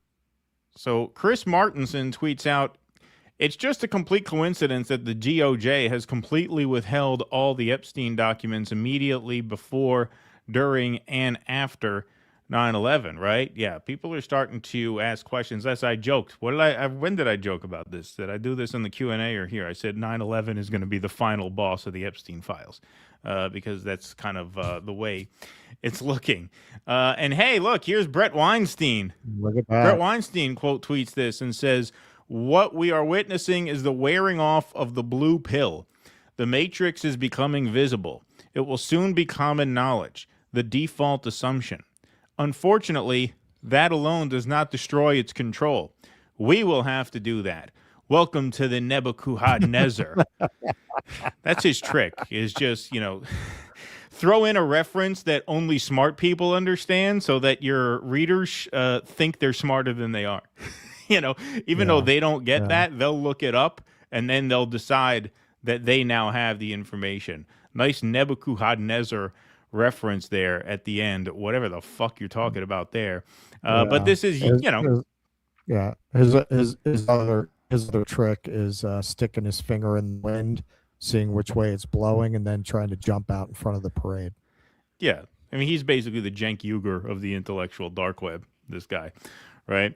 That's basically the role that he plays. But yeah, even he's coming around. It's funny, because it turns out Donald Trump was pretty blue pill, right? I mean, it turns out if you were MAGA and you voted for Donald Trump because you thought you were red pilled, seems like you were awfully blue pilled, right? Seems like he is a blue pill pusher, that Donald Trump, for all of the talk to the contrary. So, Hashgraphian replies to Brett Weinstein and says maybe the documents were in Tower 7 and got destroyed. To which Brett Weinstein replies, hypothesis, World Trade Center 7 was supposed to be hit by United Flight 93, and its collapse was intended to destroy evidence of many elite crimes, including 9/11 itself. The destruction of Flight 93 instead rendered the collapse of World Trade Center 7 the smoking gun of 9/11. All right, I haven't heard that theory before. But Richard Hanania, Dick Hanania, as we'll call him here, says, I knew it. 9/11 was a plot to cover up 9/11. To which Weinstein replies, Richard Hanania is so confused that he doesn't even seem to understand that every conspiracy includes a plan to cover itself up, including the Holocaust, by the way. So Tracy, who is Hanania's co-host, says, what? To which Brett says, sorry, Michael, I know that understanding how conspiracies work can be challenging. Think of it this way. When people conspire, they have to plan ahead in order to get away with their crimes. So they arrange to hide real evidence and manufacture other evidence to create false impression that there is a simpler explanation than whatever actually happened. Don't feel bad, though. Richard Hanania is struggling with the same concept. Maybe you should form a study group. To which Tracy replies, you constantly blurt out indecipherable nonsense that your lemmings are supposed to find profound, even though they can barely decipher what the hell you're trying to say either. Touche, gotta say. Oh, wow, they're both right. They're both right. I gotta say, yeah, exactly. It's a situation where, all right, I'll give you that point. I'll give you that point there. But the fact that you got Weinstein and Uyghur coming out and tweeting like this is pretty amazing. It was only a matter of time. Now, Weinstein's theory about United 93 being destined to World Trade Center 7, this is what I mean. A lot of the 9/11 truther discourse surrounds, hypotheticals that are unprovable because they're unknowable because they didn't actually happen. In other words, where was United 93 actually going to head? That is something we won't know the answer to. But to me, if you're going to start somewhere, you got to start with the Pentagon. So we're not going to go down a whole rabbit hole here, but just a sampling of questions that people are going to start asking. So this just circulated a couple years ago, and similar clips have been circulating now in the past couple of weeks. This is just kind of neatly packaged for your viewing pleasure here. This footage aired once after 9/11 and never on TV again. Here's a CNN report about no evidence of planes at the Pentagon. Ago, I walked right up to next to the building was firefighters were still trying to put out the blaze. The fire, by the way, is still burning in some parts of the Pentagon. And I took a look at the huge gaping hole that's in this sideway. But from my close-up inspection, there's no evidence of a plane having crashed anywhere near the Pentagon. The only site is the actual side of the building that's crashed in. And as I said, the only pieces left that you can see are small enough that you could pick up in your hand. There are no large tail sections, wing sections, a fuselage, nothing like that anywhere around. Well, we did share it. Done. So, yeah, that aired on TV. There are people there that day saying doesn't seem to be a plane here. And people, became so concerned with this question that eventually the government did release what they told us was absolute proof, video proof, that it was, in fact, a plane that hit the Pentagon. And this was the video that they released. This video, and only this video. This was the only angle that they released. Now, YouTube gives you a hard time with 9/11 stuff. They don't strike you, but they demonetize you, and they throttle the stream, and they visibility block. So we're not going to play this actual video. But instead, I'm going to refer you to this still. This is at the 15-second mark. And you tell me if you see a plane there. If you see a plane, say yes. If you don't see a plane, say no. Now, you say, well, the plane's not in the frame yet. Well, actually, yes, it is. According to the government, there is clear, incontrovertible evidence of an airplane heading right for the Pentagon in this picture. Where is it, you ask? Well, you're just not looking close enough. There it is. Yeah, that little white line there, that faint white line running parallel to the ground, yeah, that is supposedly an airplane, according to the government, because the next frame of the video is that. So you never actually see an airplane. And what they want you to believe is not only that that is proof that a plane hit the Pentagon, they want you to believe that the Pentagon, perhaps the most heavily surveilled building on Earth, has no other camera angles of the plane hitting the building but the one they released. That's what they want you to believe. So whether you believe a plane hit the Pentagon or not, what's incontrovertible is that they're fucking with you. They're fucking with you. At the very least, they want you to drive yourself crazy with this, because there is absolutely no way any thinking person can believe that this is the best angle they have to prove that a plane hit the Pentagon. Absolutely no way. Right. No way at all. Okay? Right. You're talking about the most heavily surveilled building on the planet, And that's what they release as proof. All right, so now we come back to this. Of course, Lutnick in the news vis-a-vis Epstein. He famously survived 9/11 by not going to work that day and instead taking his kid to the first day of kindergarten. Here's Donald Trump seemingly trolling him about that in pretty hilarious fashion in the Oval Office very recently. He literally watched the plane go into the building, into the World Trade Center. Amazing story. That alone is an amazing story. He was delayed because his wife insisted that he finally, after years, take his child to school. So he took his child to school that one day, because normally he would have been in the building at 6 o'clock in the morning. That's that business, right? So you owe your wife a lot and your child a lot, right? But his wife insisted that he take it. It's funny, you know. I survived 9/11. That's a riot. His child to school. For 5 years he didn't do it. He was horrible. What kind of a father was he? Okay, I'll do it. And he was therefore driving down at 8:43, whatever the time was, down the West Side Highway, and he saw the plane go into the side of the building. He said, wow.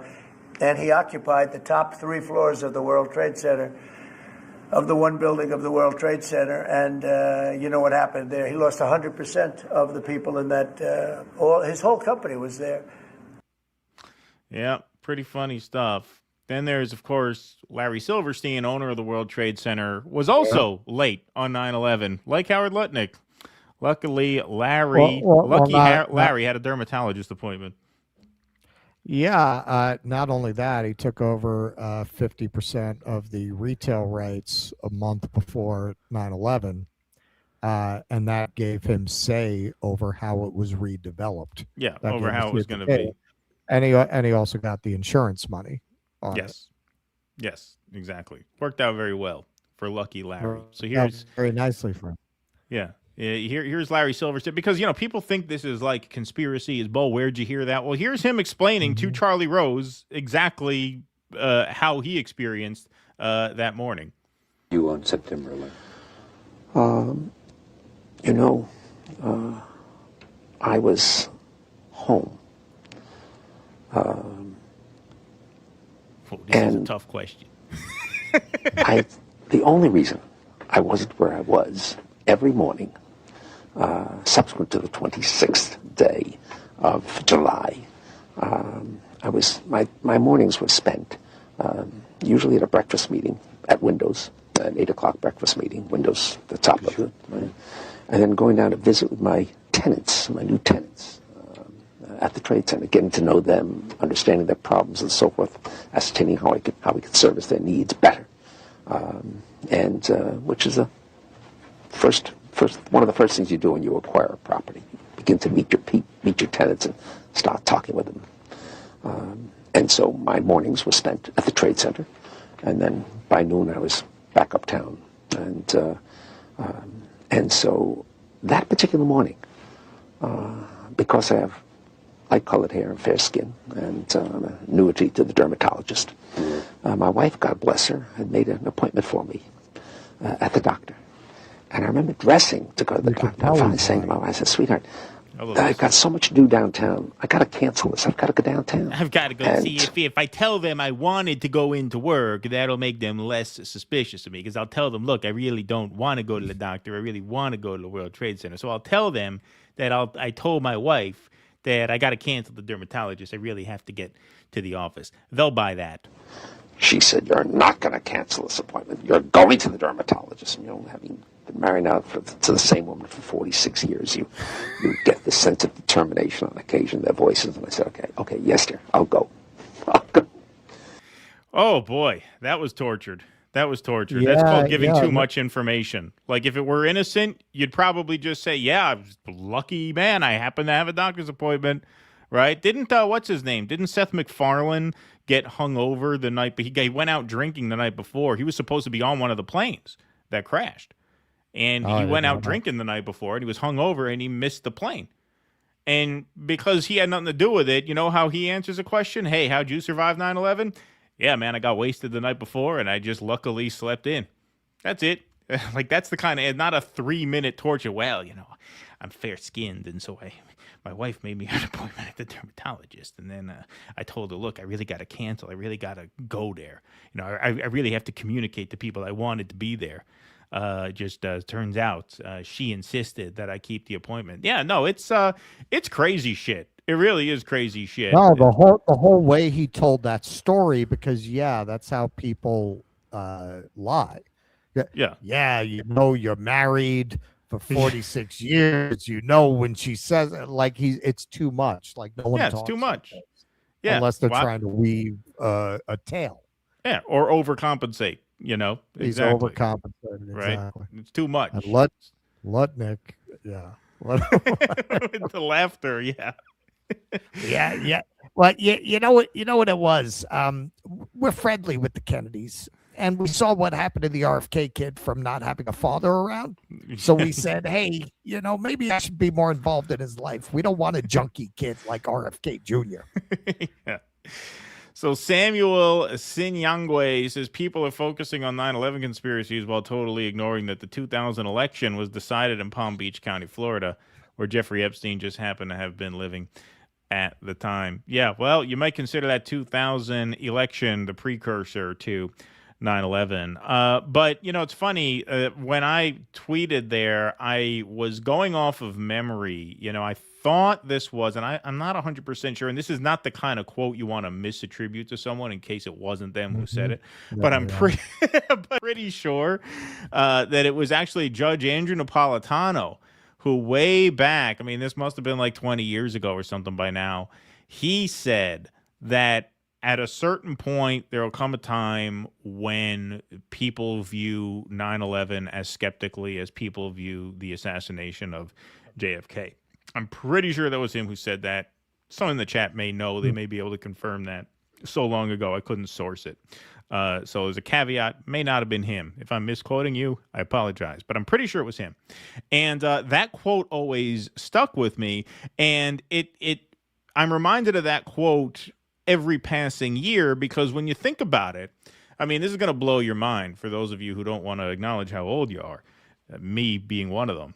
Between 9/11, between the JFK assassination and 9/11 was 38 years. Well, we're now more than halfway that distance from 9/11. We're now 25 years outside of 9/11. So think about how were people talking about the JFK assassination around the late 80s, early 90s. Right? That's how people are starting to talk about 9/11 now. I think at a certain point, it is going to be commonly accepted, not that we know exactly what happened that day, just like we don't know exactly what happened when JFK was shot, but it is going to be essentially common knowledge that the government's version of events is complete nonsense when it comes to 9/11, just as it is when it comes to JFK. And I think events like the Epstein Files really accelerate that momentum, because they really just expose how brazenly the government will lie to cover up really horrible shit. Not only does it expose how brazenly they'll lie, it will expose how amoral these people are. That's what it really exposes. I remember Barbara Walters going back and forth with, I think, Jesse Ventura, where he talks about, because he's one of the OG 9/11 skeptics. And she comes back with him. She says, are you saying George Bush would kill 3,000 of his own people? Are you saying he would do that? Like, she doesn't come back with him with any, evidence or she doesn't address his points at all. Just, would he do that? Well, that's your Western supremacy showing. He sacrificed hundreds of thousands of Iraqi civilians for whatever reason that had nothing to do with 9/11. So does he value human life not to be in on it? No, he does not. Obviously, unless you assume, as many Westerners do, that, well, those brown Arab lives aren't really lives the way American lives. Look at Albright. Look at Albright. Right. Are 500,000 Iraqi children worth it? I think so. That's who you're talking about. What kind of That's psychopath would say something like that? That's who these people are. Exactly. That's who they are, and that's what these Epstein Files expose, among other things. But I think that's why you start now this is really accelerating the mainstreaming of conspiracy theories in general, particularly, yes, the 9/11 one. Yes. Yeah, I don't think, well, I know in modern times, there has never been this kind of crisis in confidence in leadership in the West. Not in our lifetimes. The closest thing in America you've had where people, lost faith in government was Watergate, but it was not as systemic because they thought, oh yeah, elect this nice guy, evangelical from the South, peanut farmer, to restore the honor of the country. There was this notion that there's somebody you could put there to rescue you. This kind of just complete collapse in faith in all institutions. You don't even, at that time, people still trusted the news, right? It was Right. Woodward and Bernstein broke that story, right? So they trusted the newspapers. Walter Cronkite was on TV. This, where there's not a single institution that is not part of it, really. You look at who hung around with Epstein, man. He was having parties. A lot of these media elites were at these parties. It's really exposing that a lot of what hardcore conspiracy theorists have been saying literally for decades is freaking true. It's true. Maybe not in every detail, but broadly, thematically, structurally, they're right.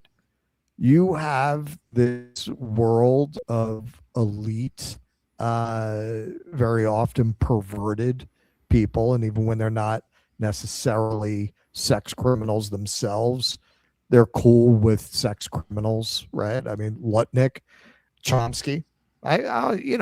Nobody I have heard who's criticized Chomsky for that relationship thinks he was in on the underage girls thing. But you have to be an idiot to think Chomsky didn't know, right? Right. Cool. Okay, it's all right. Well, he so said, what he said, happens from here? my thinking was he paid his debt and now he's cool. Yeah. He paid his debt, right? So what do the people do? Of course, naturally traveling in parts of the world where the communists won and finding it's pretty cool here. Like you definitely it definitely makes one look at what their governing philosophy is and what the difference is. The idea that the workers should be central, part of that is the assumption that these kinds of elites are decadent, perverted, sick people. That if you allow that class to fester, this is what you get. Now, in America, the conditions are such that there's just no political consciousness for any kind of very structured and directed and philosophically developed revolution like that.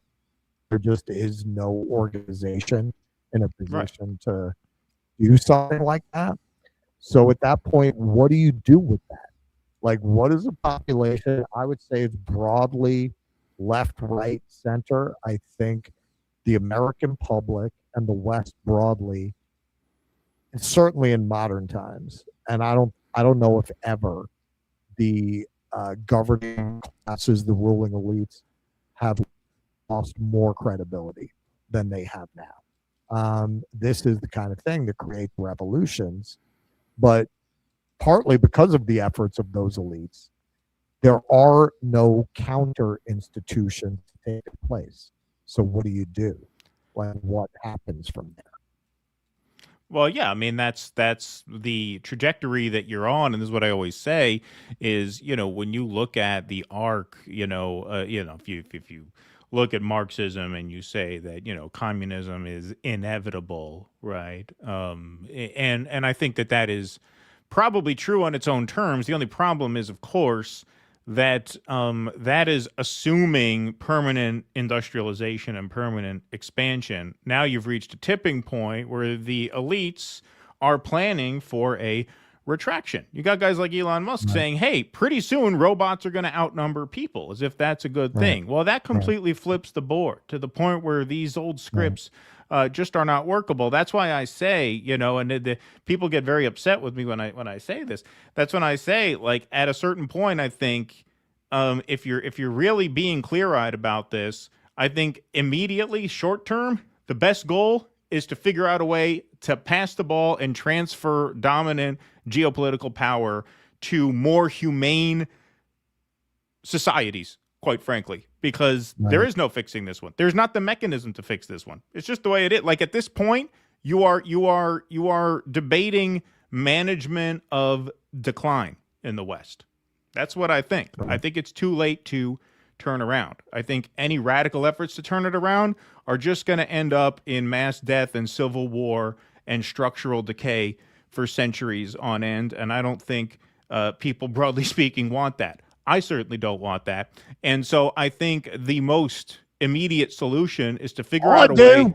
Yeah, figure out a way to facilitate a peaceful transfer of power to other countries that do things differently, which ironically, and I've said this in the past, so I won't harp on this, that was one of the hopes that maybe a Trump administration would facilitate that a little easier because of their diplomatic gestures to the North Koreans and even to the Russians in the first term. We're like, okay, this seems like bringing things in for a softer landing than Jake Sullivan and Lloyd Austin just agitating for World War III with Russia and Ukraine in a war that can't be won. Like, that just seems suicidal and insane. Well, no, these people are just as suicidal and insane, as it turns out. All right. We got some super chats. Sure do. Yeah, apparently, when I first saw this, I assumed it wasn't true, but it looks like it is true that Russia is going to be doing joint exercises with Iran. Oh, it's great. See, this is what I mean. Yep. World War III on the front burner, not even on the back burner. Look, this is what I said when I planned this trip. If you remember, when I was still back in New York, I said my concern is World War III is going to break out while I'm there. And then what do I do? Do I go back? Good question. Bali is pretty close. Russ is he's hanging out in these communist countries thinking he's getting away. He's going to end up on the front lines in Ukraine. He's going to end up fighting in Ukraine. They're going to draft me. Be coming at us from a foxhole next week. Hey, man. I mean, the Wi-Fi can't be any worse. I'm still married. So why not? I'm still married to an Aussie. Yeah. It can't be worse than this fucking shithole. Dude, I usually don't do this because I don't want to mess with businesses. The review this place is going to get, really more because of the AI thing. I wouldn't do it over the Wi-Fi by itself. The AI chat bot with nobody at the desk, ooh, that pissed me off. Lawns are fun. Breaking. No DPRK officials mentioned in the files. True that. Xander Vorkov, the whole royal family needs to be looked at. They had to know about Epstein if he was allowed to hang around their properties. King Charles was extremely close to Jimmy Savile. Yeah, I mean, look, this is why I have no patience for any kind of like sympathy for any of these fucking people. Fuck Diana. Fuck these fucking people. Fuck all of them, man. None of them should have what they have or be in the position that they're in. I don't just apply that to them. You know, I say that about our own non-titled elite class. But when you're talking about this whole just archaic idea of these people having these titles and these lands, oh my God, man, make these people go work in a factory, for God's sakes. David High Smith became a YouTube member. Well, not after that. He was a big fan of Diana, I heard. Okay, thank you, man. Thank you very much. Skyman. So basically, everything after Kennedy is suspect at best. That's what a lot of people say. There was never democracy after Kennedy. There was never democracy after Kennedy, not really. But I mean, you know, there was a nod to this in the last segment I did. When you look at the 2000 election, that really was just a massive tipping point. It really was a massive tipping point because you know, you can't know for sure, But if you look at the list of names on the Project for a New American Century document, it is essentially the Bush cabinet. Okay, so people who are who put in writing their desire, which was essentially their desire. I mean, they didn't straight out say we want this to happen, but they said we want to attack Iraq. We're not going to be able to garner support for attacking Iraq absent a cataclysmic event like a new Pearl Harbor. Okay, so if you were doing just like sixth grade logic, you would determine from that, well, we want to do Project A. We can't do Project A unless Project B happens. Well, logically, that means you want Project B to happen, right? And so they take power through this stolen, yes, presidential race. We're allowed to say that now on YouTube, I guess. And 9 months later, they get the Pearl Harbor, and then 2 years after that, they get their war. I'm not saying that wouldn't have happened under Al Gore, but that's unknowable. Certainly much more unknowable than what happened. There's no than what happened. Yeah. So you look at, yes, like 63, obviously, that's a major tipping point. 2000 was another major tipping point. And we've been in the upside down world since then. I always tell that story, man. I was watching the election result, Doc Holliday's Cowboy Bar in the East Village, and they called it for Gore. Then they called it for Bush, or the other way around. I don't know. No, they called Gore. Florida. No, well, I don't think they ever called the election for Gore. No, they did. They did. They definitely called the election. And I can't remember who they called it for first, but they called it for one of them first. Then they said, "Oh no, we made a mistake." Then they called it for the other one. I think it was Gore, and then they called for Bush, and then they called it for no one. And then so as I remember it, now I was 13 at the time, so you have a better memory than I do of this for sure. So I could be wrong about this, but as I recall, they called Florida for Gore. And then it looked like Gore was about to win because Florida was in. But then before the rest of the electoral votes came in, they retracted the call for Gore in Florida. And then it was uncertain. And then Bush's cousin worked at Fox News, which was the network that then called Florida for Bush. And then they called the election for Bush. Then they took that back, and it went on for weeks before the final thing. Yeah, was I mean, I don't know, and like I said, I could be wrong. I don't know that they ever called the presidency for Gore. They called Florida for Gore, then they took it back, then they called it for Bush, declared him the winner, then they took that back. That's how I remember it. Yeah, I mean, it's possible that what I'm remembering is them calling Florida for Gore. Which I think it was Florida, yeah. Well, Gore won, but I mean, same result. Same result, because Florida put him on the doorstep of victory, and then it was only a matter of, I think, waiting until 11 o'clock. Yeah, right, and then it was Bush won, and then it was nobody won, and nothing like this had ever happened before. And I am telling you, from that night, we wound up on the wrong side of a quantum split. America has been fucked up ever since that night. I'm not saying there were no problems before that, but the country was never the same again after that night. It like the fucked up America we live in now, it started there. Like we wound up going on a trajectory that night that everything that happened after just kind of built on that. Right. Yeah. All right. Let's move on. What do we got here? Berlin? I've got Anthropic up. I thought that was next. Does it matter? No, because we skipped Berlin. Okay, but I've got Anthropic loaded in. All right, fine. So go ahead. Yeah, that's what I'm saying. Okay.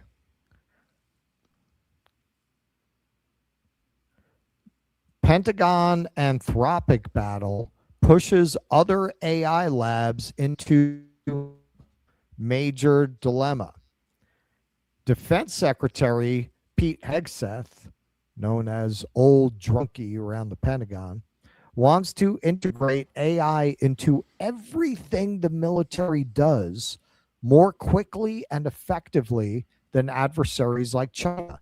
He's insisting AI firms give unrestricted access to their models with no questions asked, and showing he's willing to play hardball to force their hands. The Pentagon is threatening to sever its contract with Anthropic and declare the company a supply chain risk because it's unwilling to lift certain restrictions on its model Claude. The company is particularly concerned about Claude being used for mass domestic surveillance or to develop fully autonomous weapons. The use of Claude in the Nicolas Maduro raid deepened tensions. The Pentagon claims an Anthropic executive raised concerns after the operation, though Anthropic denies that. Administration officials say it's unworkable for the military to have to litigate individual use cases with Anthropic before or after the fact. Quote, "We're dead serious," a senior Pentagon official told Axios of the threat to cut off Anthropic and force its vendors to follow suit. Well, this seems like a really good time to have a mentally deficient drunk making decisions about fully integrating a technology that even its creators don't fully understand into weapon systems that could destroy the world many times over. That seems like a great idea. This happens just a couple weeks after the safety officer at Anthropic resigned. He resigned. "Today is my last day at Anthropic. I resigned. Here is the letter I shared with my colleagues explaining my decision." This is what he wrote in part. "The world is in peril, and not just from AI or bioweapons, but from a whole series of interconnected crises unfolding in this very moment. We appear to be approaching a threshold where our wisdom must grow in equal measure to our capacity to affect the world, lest we face the consequences. Moreover, throughout my time here, I've repeatedly seen how hard it is to truly let our values govern our actions. I've seen this within myself, within the organization, where we constantly face pressures to set aside what matters most, and throughout broader society too." Well, it looks like he saw this coming and didn't want any part of it when it came. This is just a couple weeks after this. The UK policy chief at Anthropic, a top AI company, just revealed that Anthropic's Claude AI has shown in testing that it's willing to blackmail and kill in order to avoid being shut down. What could be the problem with integrating a system like that into your nuclear arsenal? I can't imagine.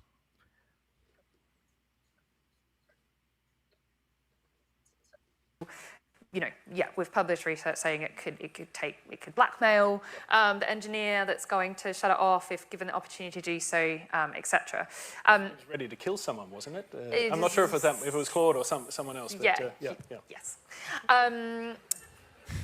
So it was ready to this is kill obviously someone. massively concerning, and this is the point They I was lost the making bet and they about refused to pay kind up. of needing to progress research on alignment, which is this topic, this area, which is how aligned are the model's values across the whole distribution, including in stress scenarios, to the point where if you've got this model out in the public and it's taking agentic action, you can be sure it's not going to do something like that. Yeah, they haven't figured out how to do that yet. They did studies where they tested different scenarios, and the model, even if you told it was going to be replaced with an improved version of itself, would attempt to protect its own life, whatever that means to an AI, about a quarter of the time, even if you offered it an upgrade to defend what it already was. Joseph Francis, when the guy who wrote the bioterrorism safety protocols for Anthropic resigns to go and live in the Scottish Highlands, it is a sign that we may have a problem. Again, run for the hills, y'all. Yeah, he's talking in that letter. He goes on to say he wants to write poetry. If that doesn't scare you, you're not paying attention. Crucially, Claude is the only model available in the military's classified systems through Anthropic's partnership with Palantir. That's a plot twist. because by all accounts, what is his name? Imodai or something, the CEO of Anthropic. By all accounts, this is a guy who really wrestles with these moral questions clearly, given the conflict he's having with the Pentagon. Very ironic that he's involved with Palantir, which is an organization that certainly does not wrestle with these moral questions.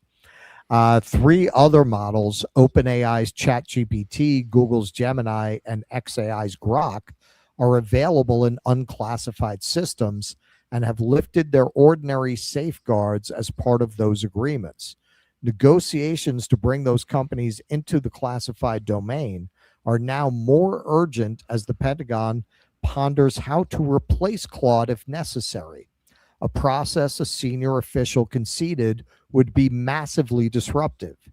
Anthropic says it remains committed to working with the Pentagon despite the public feud, and both sides say they might still come to an agreement. One acknowledged that the fight with Anthropic was a useful way to set the tone for negotiations with the other 3. Officials are adamant they won't budge on a standard allowing the Pentagon, quote, all lawful use, unquote, of the AI models. And a senior administration official said one of the 3 labs already told the Pentagon it was okay with all lawful use at any classification level. I bet you can guess which one. I bet you can guess. A source familiar told Axios that it was xAI, whose founder, Elon Musk, has ripped rivals like Anthropic and OpenAI as woke for their approaches to safety. xAI safety is woke. Not wanting to build Skynet for real. That's very woke. Woke. You know what the Terminator knew? There were only 2 genders. There were only 2 genders. xAI did not respond to multiple requests for comment. Notably, xAI was the only bidder out of the Frontier Labs in the Pentagon's autonomous drone software contest. OpenAI is bidding in a limited way to translate voice commands into digital instructions, but not for drone command weapon integration or target selection. John Connor was soy. Yeah, he was a soy boy. So this is very revealing of how Elon works, right? He wants to get these defense contracts, and he bought X in order to have a chud army of brainwashed fools that he can direct to build public pressure to serve his business interests. So right now he's competing with other AI companies. So what does he do? He starts, he takes a little time away from ginning up race hatred and starts attacking all of the other AIs as woke in order to get his to build some consensus among his chuds for making his Grok the number 1 AI. Grok 4.20 is based. The only AI that doesn't equivocate when asked if America is on stolen land. The others are weak sauce. The others are weak sauce. I'm not even kidding. And this is all about him trying to get a contract with absolutely no safeguards or guardrails for a fucking drunk, half-bright defense secretary to integrate that AI into our weapon systems. Now, what could go wrong? Well, this is what I mean when I talk about just, sorry, go ahead. This is what I mean when I talk about how there's just no turning this around. Your choice is accelerated decline or managed decline. The fact that a guy can engineer his AI to be just as dumb as possible to appease those in power, and he's not just laughed out of public life, that's not a civilization that's capable of turning itself around by any means. By any means. It's just not doable. Look at what you're dealing with here. It's embarrassing. Look, man, I have a lot of faith in us, and it starts right here, man. It starts right here tonight. No, but turn the ship around. You need what you need is, as Hedges talks about and as Martin Luther King talked about, you need a revolution of consciousness, because there's just nothing to work with here. I mean, that guy should be laughed out of public life. You're talking about, oh, let me engineer my AI to be as just ignorant as possible to appease those in power. I mean, what does that tell you? Right. Well, also, I mean, Elon, like all these, the whole anti-woke thing is a cover and a grift for elites to further their agenda. And, this is all of this is completely beside the point, but it keeps his chuds backing his play, which is a play they don't even really understand. Of course. But in terms of what you're talking about, yeah, man, when I went to the Hua Lo prison, as we know it as the Hanoi Hilton, most of it was about how the French kept the Vietnamese in that prison, not about American pilots. That was a very brief part of the history of that prison. And what were they doing in that? They were teaching communist theory. They were having classes in communism. They had to do it secretly. They weren't allowed to do it. They would hide the literature. They would hide the materials.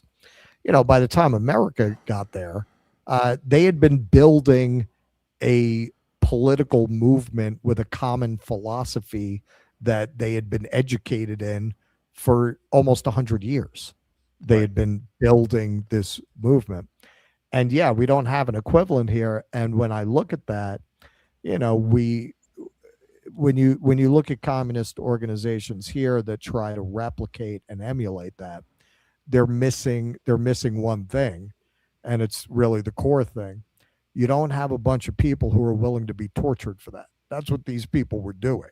Right. That's what they were doing. And that's why in this country at this moment, those efforts to recreate that, they tend to degenerate into a fetishization of theory. Right.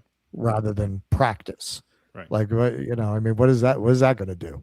Like, yeah, you need to know that. And these guys prioritize that. But then they went out and fought the French. Right. Like, without that, it just becomes navel gazing, I think. All right. So we've digressed. So this is how Grok answers that question. Is the U.S. on stolen land? No. The United States is not simply on stolen land. That framing is a modern rhetorical slogan that oversimplifies thousands of years of human history, layered claims to territory, legal doctrines, treaties, warfare, migration, and demographic collapse. So you get the idea. Now, you know what? If you look at how the other AIs answered it, they didn't just simply, for the most part, go right to yes. They went to, this is a genuinely contested, this is Claude. He had all four of the major ones, but I picked that since that's the one he's really in conflict with. This is a genuinely contested question that touches on history, law, philosophy, and politics. Here's a fair overview of the perspectives. The case that yes, it is. Okay, so Eli's kind of undermining his own argument here. Isn't that what you would want? Because I assume it goes on to then list no. Isn't that what you would want? If you don't want the AI to be telling you how to think, you'd want it to present the argument that Grok is making, which I assume would be the no argument it's going to give, will be some variation of that. And it's going to give a yes argument for why it is on stolen land. That's not telling people how to think. This is very much telling people how to think. Threat level. One source, that's the right slide, right? Yeah. One source familiar with the ongoing discussion said one issue is that the companies themselves don't fully understand how their models will respond in certain scenarios or why. No sane, rational person knowing that, having the companies telling you that, would integrate something like that into the kind of weapon systems that we have that could literally destroy the earth. But we're not dealing with sane people here. Quote, that is more challenging than just figuring out hey, will this metal withstand this degree of heat or that degree of heat? The source added, if there's a 1 in a million chance that the model might do something unpredictable, I'd say there's more than that chance based on these studies that they've been doing, where it seems like pretty consistently the AI surprises its programmers with what it does. Is that 1 in a million chance so catastrophic that it's not worth taking a 1 in a million chance? Yes. If an AI model enables an autonomous weapon to near instantly take down dangerous drone swarms, is it ethical to deploy it when there's small chance it could also fire on a civilian flight? Those are the sorts of questions the labs are grappling with, not Hegseth. The Pentagon's position is that such decisions should be made by the military, not by executives in Silicon Valley. Anthropic and its rivals are under pressure to decide whether they can live with that. So here's what Elon's trying to tell you now about how this is all going to work out. The most likely outcome is that AI and robots make everyone wealthy. In fact, far wealthier than the richest person on earth. I mean, me. By this, I mean that people will have access to everything from medical care that is superhuman to games that are far more fun than what exists today. We do need to make sure that AI cares deeply about truth and beauty for this to be the probable future. Well, that's interesting. That's interesting. Let's take a look at what Elon said about AI before he had an AI business. This is back in 2018. Humanity just happens to be in the way. It will destroy humanity as a matter of course, without even thinking about it. No hard feelings. It's just like if we're building a road and an anthill happens to be in the way. We don't hate ants. We're just building a road. And so goodbye, anthill. Had a different take before he had an AI business to promote, before he had defense contracts to get. In fact, Elon, and this is back when he was still kind of in good standing, before he went MAGA. If you remember, Elon was one of the earliest people talking about how AI was an existential threat that we needed to take seriously. He was one of the first people really trumpeting that. Not anymore. So here, Ricardo sums up what's happening here and what's at stake very well. The Pentagon just threatened to blacklist one of America's most valuable AI companies. Not Huawei or some Chinese chip maker. It's Anthropic, the company behind Claude, $380 billion valuation. And the reason is genuinely insane. For months, the Pentagon has been pushing every major AI lab to remove their safety restrictions for military use. The ask is simple. Let us use your models for anything that's technically legal. Weapons development, intelligence collection, battlefield operations, mass surveillance of American citizens. OpenAI said yes. Google said yes. XAI said yes. Anthropic said no. Not to everything, though. They were willing to negotiate, but they held firm on two things. They don't want Claude used to build fully autonomous weapons that fire without a human in the loop, and they don't want it used to mass surveil American citizens. That's it. That's the line they drew. But Pete Hegseth's response was to threaten to designate Anthropic a supply chain risk. Here's why that matters. That label isn't a contract cancellation. It's not a fine. It's not a strongly worded letter. It means every single company that wants to do business with the U.S. military has to certify they don't use Claude anywhere in their operations. 8 of the 10 largest companies in America use Claude. Defense contractors, government suppliers, enterprise companies with any federal exposure. All of them would have to cut ties with Anthropic overnight or lose their government contracts. A senior Pentagon official told Axios, it will be an enormous pain in the ass to disentangle, and we are going to make sure they pay a price for forcing our hand like this. That's a U.S. government official threatening to financially destroy an American company because it doesn't want its AI used to spy on American people. Elon Musk, whose XAI already handed the Pentagon a blank check, is now publicly attacking Anthropic calling Claude anti-human. And the Pentagon official told Axios they're confident OpenAI, Google, and XAI will all agree to the all lawful purposes standard. So what you're actually watching right now is every major AI company in America quietly handing the government unlimited access to the most powerful technology ever built, with no guardrails, no company imposed restrictions on what it can be used for. One company tried to hold the line, but the government is about to make an example out of them. If Anthropic folds, it's over. Every lab just learned what happens when you push back. You wanted to say something?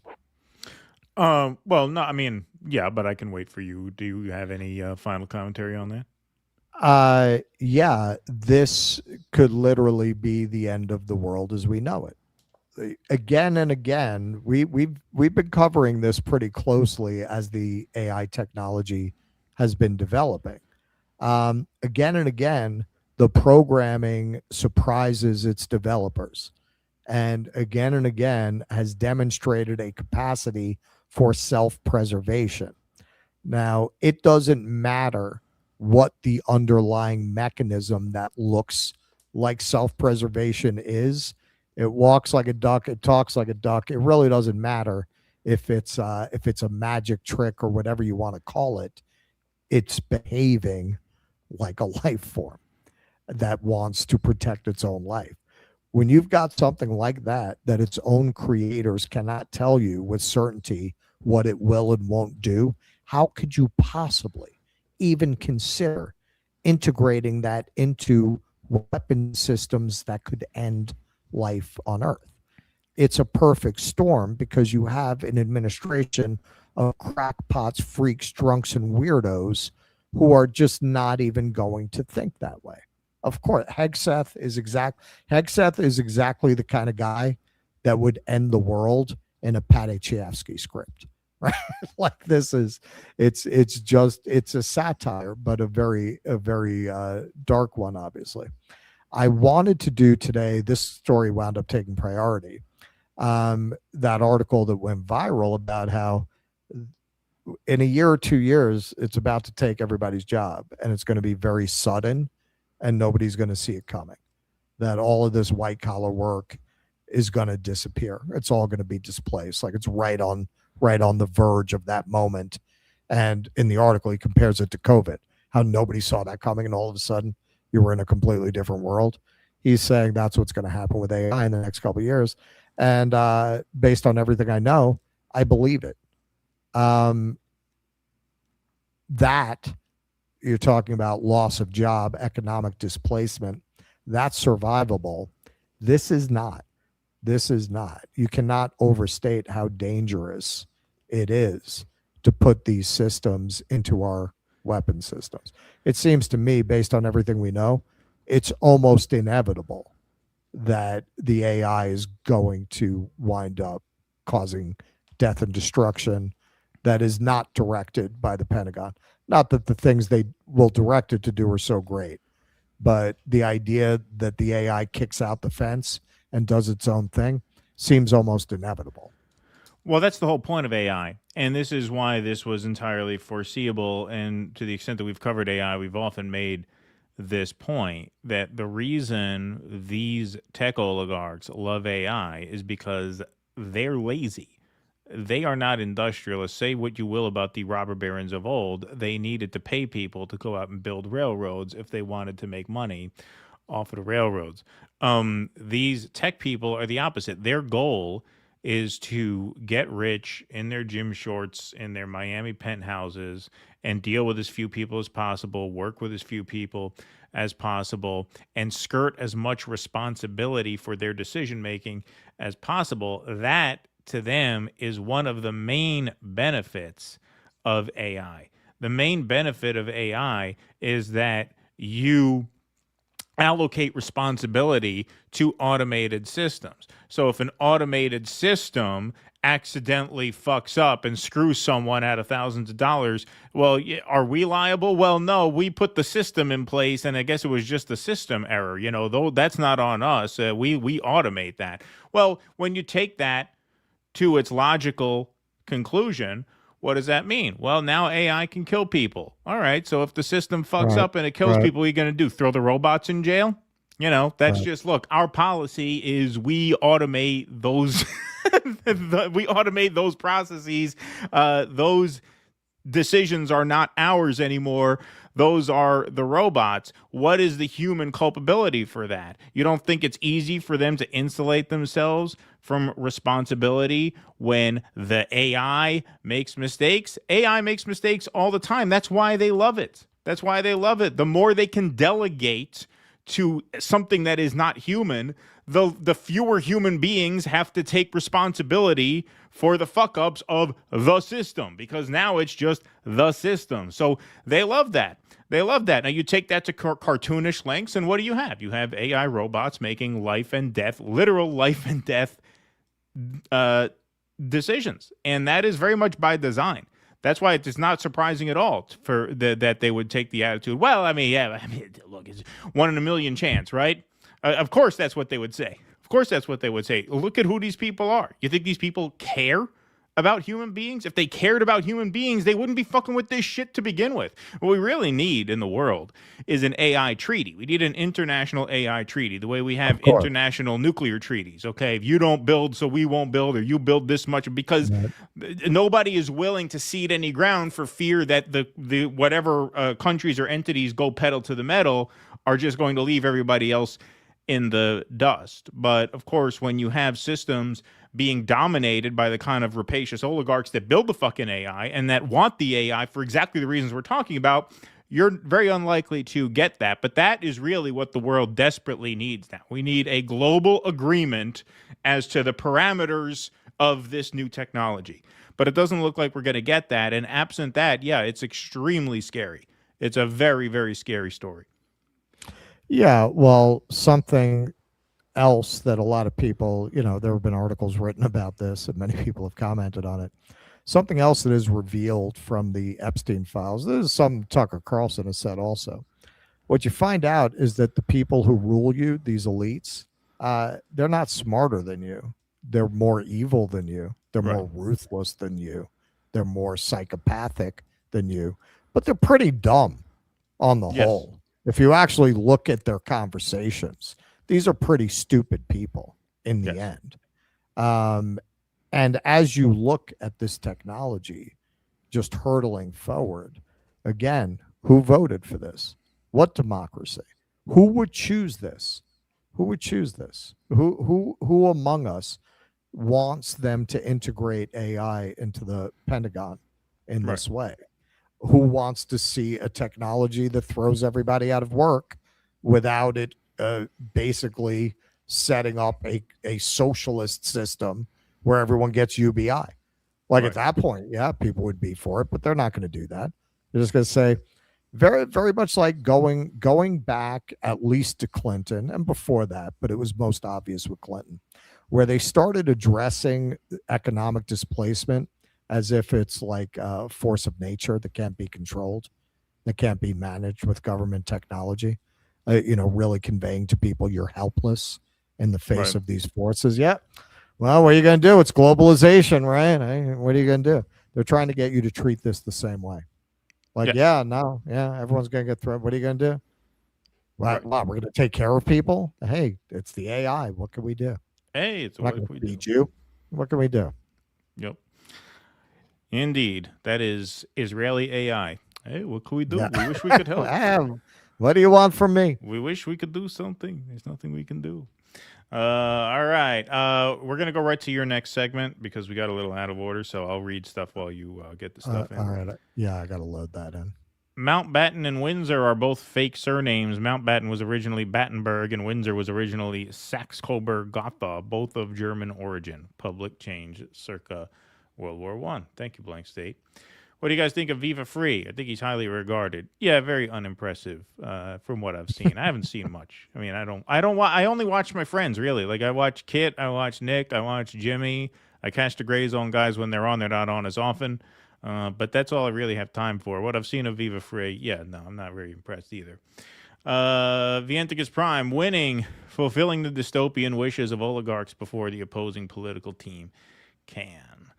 I also been watching Revolutionary Change lately. By the way, Peter Hagar from Revolutionary Change is going to be one of my guests on Sunday. Russ will not be on the Sunday show, but I have Peter Hagar, and I believe I should have him because he said he should be able to do it as long as he's in a place with stable Wi-Fi.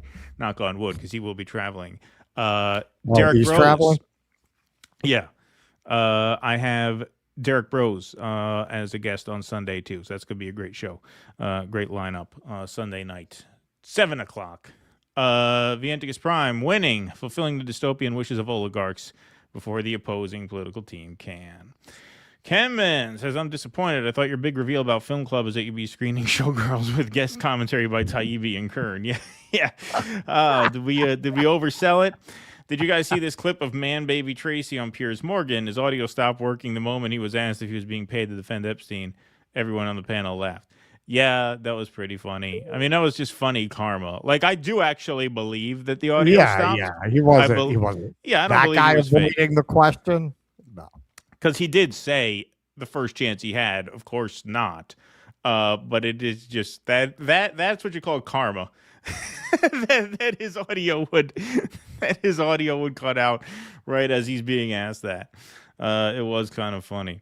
The worst part of the sickening Diana worship was Elton John Goodbye English Rose. That would come on the radio all the fucking time at my job. Thank you, Mark Pugliese. Vienticus, what do you call on a person who cheers on the creation of a weapon? The next target. Vienticus Prime, Keaton, I decided when I was 8 that I wanted to learn absolutely everything I could about everything. I ignored school and been balls to the wall since. I have an encyclopedia inside my head. It sounds like it, Vienticus. It's a simple question. Why would you believe anyone with a large amount of power has your best interest at heart? Power is their interest, not you. I agree. Eric Rousseau, do not try to reveal the Epstein Files. That's impossible. Instead, only try to realize the truth. There is EFs. Then you'll see that is not the EFs that needs revealing. It is only you. You ran out of characters there, but thank you for that. At some point, humanity just might be forced to recognize that blind worship of those with more perceived power has been cultivated into the human genome. Blank state, Nebuchadnezzar II was king of Babylon, significant figure from the Bible. Jeremiah sacked Jerusalem. No wonder Russ flunked out of Hebrew school. Are you Brett Weinstein over there, Blank Slate? Yeah. Is this Brett Weinstein trying to prove to us that he knows Nebuchadnezzar? I mean, I think actually you might flunk out of pop culture school because he was referring to the ship on the Matrix. The Nebuchadnezzar. That's right. He was referring to Yes. what's his guy? What's his name? Joey Pants there. Joey Pantoliano's crew, right? Wasn't Yes. that? Yeah. Yeah. Well, yeah. That was the ship they were on. It was the Nebuchadnezzar. Yeah. Mr. Measy, did you guys see the clip of? Oh no, got that one. Sorry, what happened here? Oh, I got a little bit out of sorts. Okay. RB says, I knew 9/11 was an inside job the very day. I believed my own eyes and already knew how to spot propaganda. Plus, I had already read the PNAC documents. See, so you read them before. See, that's interesting. That's why I said, I was joking when I said you knew the day before. But you literally did know years before. Sadly, the perps will never face justice. Well, Rumsfeld is 6 feet under, so he got natural cause justice. When Fauci got on TV and said you can get HIV from a toilet seat, I walked right over to my mom's Compton's Encyclopedia set, learned a lot of big words, and learned you can't trust the news. Vienticus Prime will see Russ being interviewed by Patrick Lancaster. Dude, the American Revolutionary War is even suspect. Question everything.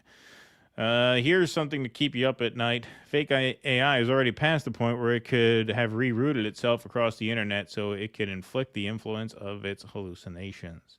Eric Rousseau, would you like to play checkers? Would you like to play chess? Would you like to play thermonuclear war? Profanosaurus Rex says, sounds like Claude needs to be renamed Israel. Yep.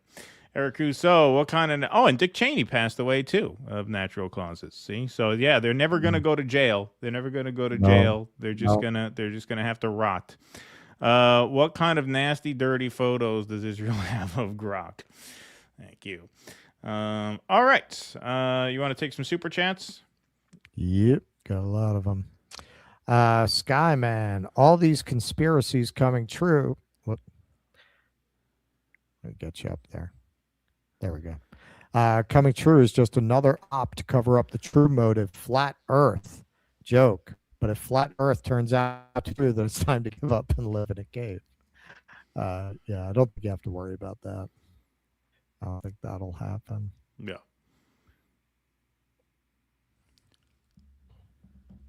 I froze for a second. Xandar Varkov, September 11 had the best predictive programming. My favorite is the dude writing his 69-cent check dated September 11th as the H.W. Bush speech to invade Iraq plays in the background. The easiest is the pilot of the lone gunman. That went a little over my head. Did you get all that, Keaton? No. The plot of the lone gunman? Yeah, I'm not sure. The pilot of the lone gunman? You're talking about on X-Files? Hmm. Talking about the lone gunman on X-Files? Yeah, I never watched that show. Andy, you didn't watch the X-Files? No, I was too young. I mean, I got into it later. I was Yeah, too young you're to too watch it young. from the beginning. Yeah. I watched it when Robert Patrick came on, which, was fun, but I don't really remember much of it. Yeah. Andy Gardner, Lutnick taking his family on a boat ride and didn't go to the island. Lutnick taking his kid to school and didn't go to the World Trade Center, sensing a pattern. Yeah, I'm just blessed that way. People say I walk between the raindrops. Yeah. Which is not easy for a guy my size. Truth Seeker, are you following the Erica Kirk human trafficking case? I was gonna do it this week, but yeah, didn't happen. Yeah, she kind of got upstaged by Epstein. Kind of got upstairs. Yeah, she seriously did. Yeah. Darren Alivi, will you be visiting China? Yeah, man, that's when I'm going to be off the show for like 5 weeks. I'm going to be going through China, man. Especially with the way the world is these days, I felt like if I'm in Asia, you better do it all now. Like you don't know if you'll be able to come back. You can't assume that. Jersey Joe, Russ, I am sorry if I upset you about your post on Thai monks on TikTok comment. Forgive me. You know how much I forgive you? I don't even know what you're talking about. So you didn't upset me. No, nothing to be concerned about. No worries. Were you talking about, you thought I was like insulting them for holding a phone? Is that what you're talking about? Yeah, like I was making a joke because everyone was loading up scrolled at that moment. Like, I don't think like Buddhist monks shouldn't have a phone. Like, I don't have an opinion about that. If that's what you mean. Michael Castillo, Keaton, your package should have arrived on the 17th. Oh, okay, awesome. Thanks. All right, so I'll go check it out. Yeah, I check the mailbox about once a week. So yeah, I'll go now if it's there. Thank you. Justin Watson, Dems or GOP, ruling class does what it does. Yes, it does. We mostly don't get mail, but sometimes they drop in like Burger King coupons in their in the PO box. So I go there, I pick up my Subway coupons. Go get a Whopper. Yeah. Exactly. Marathon Man, Pete Moss. The mailbox, the fucking people at the post office, like, who's this guy who never gets any mail? He just comes in once a week and gets fast food coupons. He comes in once a week and gets his coupons. There's never any mail. That's true. What we pay for the PO box, I make up for in savings. Yeah, well, I've got one now with USPS. I think I have it with. For this trip, like to forward the mail to it. Oh, wow. So I'll have to make a trip down to your P.O. box and get myself some even more coupons. Okay, yeah. They might have Pizza Hut ones. You like those wings, right? Yeah. My dumbass company moved from Spring and Hudson to 100 Broadway 9 months prior to 9/11. Nodules on my thyroid, lesions on my liver, nothing to worry about. Yeah, wow. Ebb 2470, money or integrity? So curious which Anthropic will choose. Edge of my seat here. Yeah. I think we know how that's going to go. Heretic Miles Teg, thank you, man. Super sticker there. Intero Bang 5000. I'd delete my X account and start one on a DD social media app if you'd have me. Just saying. That's very kind of you to say. Yeah, we have to figure out the technology. Zandor Varkov, when asked about AI's potential role in operations against Iran, Hegseth told reporters, "You're going to have to hang on a sec. The room is spinning again." Yeah. Are my sideburns even? Yeah, My side one longer. My son said once, it was embarrassed of me. Heretic Miles Tag. The people in charge of everything nowadays make the Keystone Cops look like Delta Force led by Chuck Norris. Fucking hell, what a tragic shit show. Seriously, man. You're not even talking about evil competence like James Baker. Like these people are just a next level. All right. All right, let's do it. All right, let's rock and roll. So this is a little culture story that caught our eye. Javier Bardem, Tilda Swinton, and Adam McKay among 81 names to sign open letter criticizing Berlin Film Festival for silence on Gaza. More current and former participants of the Berlinale, including Mark Ruffalo, Ken Loach, and Zone of Interest producer James Wilson, have now signed an open letter to the festival condemning what it claims has been its silence when it comes to the conflict in Gaza and the censoring of artists who have spoken out. The original signatories of the letter released on February 17th and saying it expects the institutions in our industry to refuse complicity in the terrible violence that continues to be waged against Palestinians included actors Tilda Swinton, Javier Bardem, Angeliki Papulia, Salah Bakri, Tatiana Maslany, Peter Mullen, and Tobias Menzies, as well as directors Mike Lee, Lucas Don't, Nan Golden, Miguel Gomez, Adam McKay, and Avi Maghrabi. Good for Mike Lee, man. Most directors of his generation with his profile would be Zionists, or at least terrified of them. As of February 18th, the letter stands at 93 signatories. That's yesterday. So this is where you're really seeing the hypocrisy of the entertainment industry really being exposed. Not that it needed much more exposure, but you can really see in the way that everyone is running away from these questions. These are the same people who love to go to the Oscar with this ribbon or that pin. They love to virtue signal as long as it's not going to cost them anything. So Ethan Hawke had two clips that really went viral. There's one of them.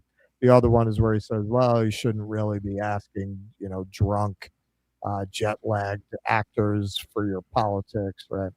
I mean, you could say that if they didn't constantly invoke political causes that, again, are of the variety that don't cost them anything.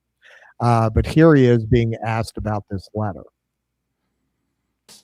To Ethan, and the whole team is welcome to answer as well.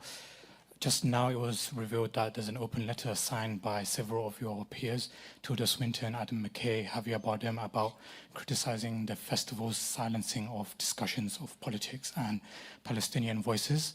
So I want your opinion on how your fellow acting peers who have been known to be silenced or criticized for speaking up, and how you feel about Palestinian voices, artists being criticized or silenced as there is an ongoing genocide. All right, I'll start. I'm going to be brave here and say nothing. I don't know enough about. All right, listen, guys, I'll take this one. The names that you suggested, I have no context for that question. Well, it's funny. I mean, because when you have a panel like this, everyone just wants to talk to Ethan Hawke, right? So like if you look, like they all just look at him to answer it. Like they're not even considering jumping into that. They're like, you're the celebrity, you take it. I don't know enough about what you're asking to speak about the names that you suggested. I have no context for that question. I often, the last time I spoke publicly about any of this, I was really shocked at how much animosity it was met with. People saying things like actors shouldn't talk about politics or things like that. And I really feel like the answer is the absolute inverse, is that everybody should be, we're all citizens of the world and all of us matter and all of us have a voice and everybody's welcome to disagree. That's part of the benefits of living in a free society. I'm not going to do it because I got pushback and I don't want any more pushback and I want to work. And, the late, great Jesse Jackson called New York High Town. You say that about Hollywood, and I have privately.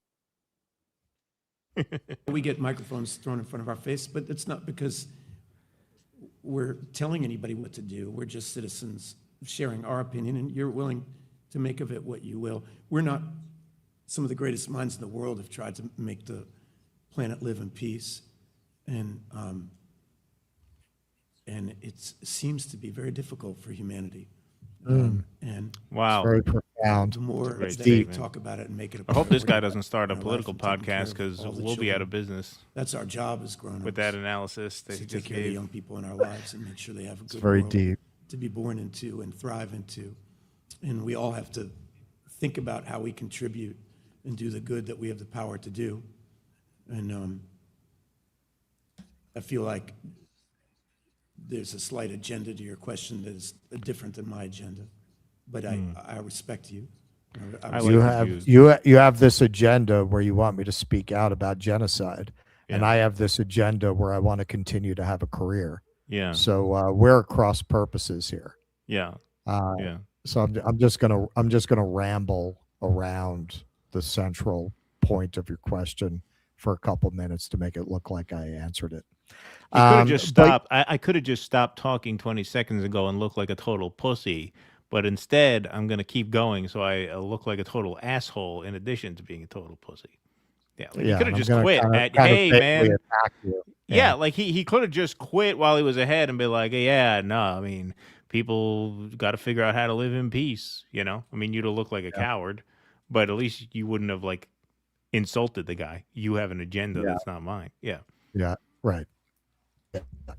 But you know what? I mean, I've said this many times from working with actors. Usually they're not very smart. Usually they're when they're good actors, they're kind of savants at emotion. Like a good actor will be able to convey a smarter person than they actually are themselves. Well, that's the thing about Ethan Hawke is like they're usually not that deep as people. Ethan Hawke has a reputation for being like especially smart among actors, though. Like he does have a reputation for like reading a ton of books. Smart, he's a Shakespeare guy. You know who's like that? Michael Cena, believe it or not. Oh yeah. Michael Cena is like a polymath.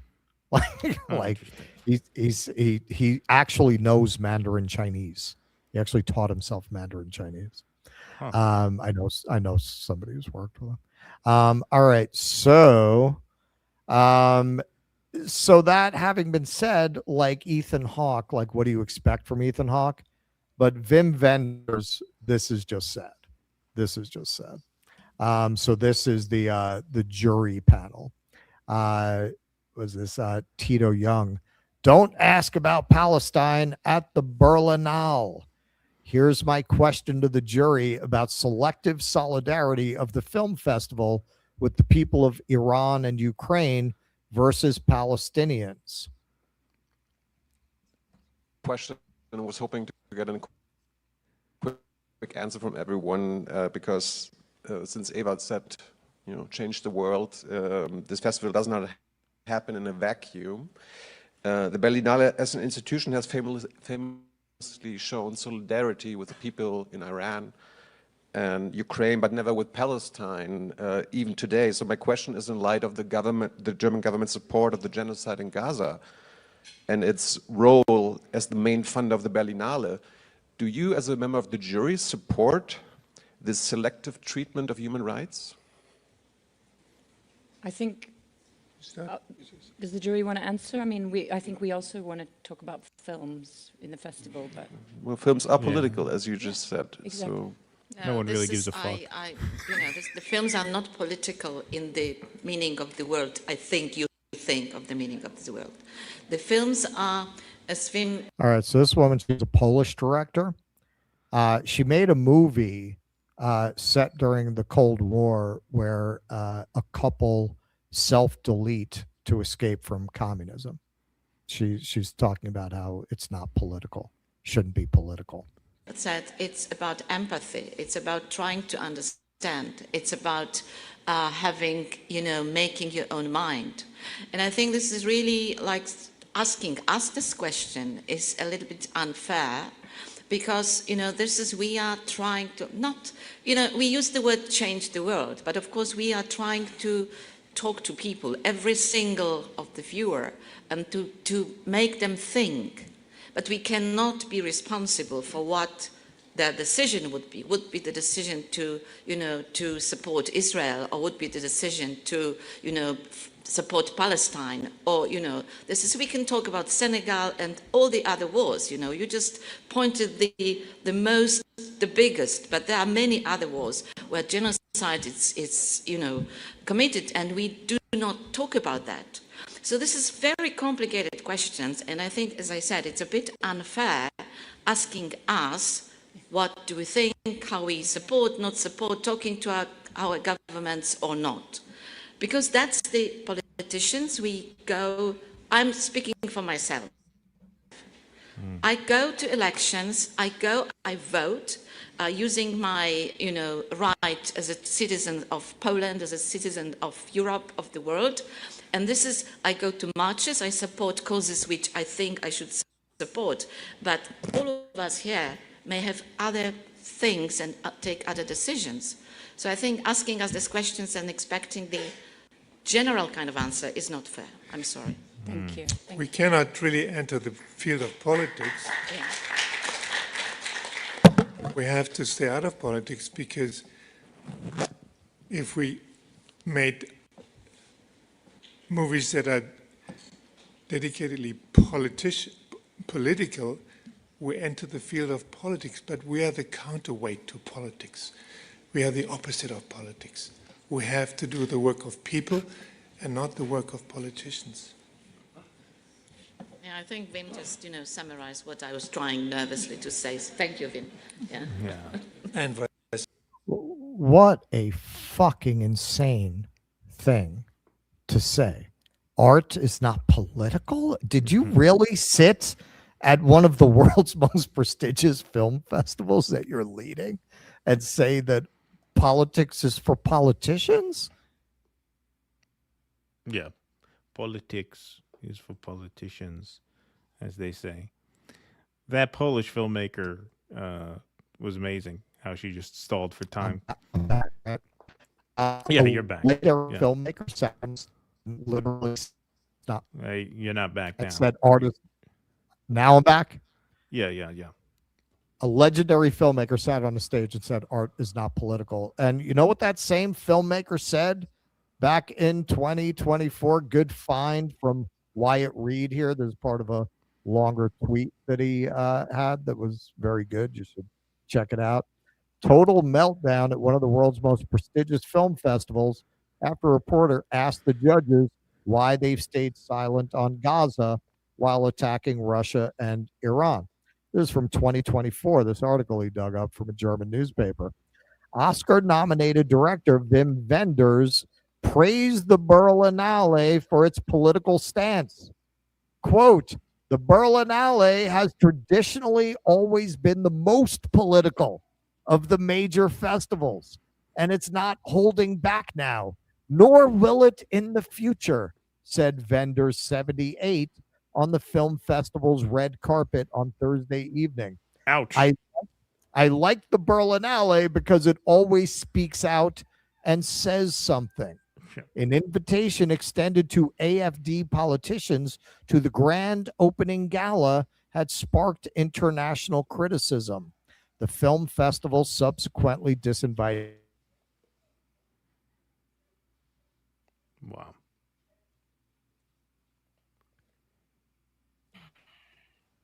We're going to have this shit now. All right. It's my last segment, guy. Just come on, man. Come on.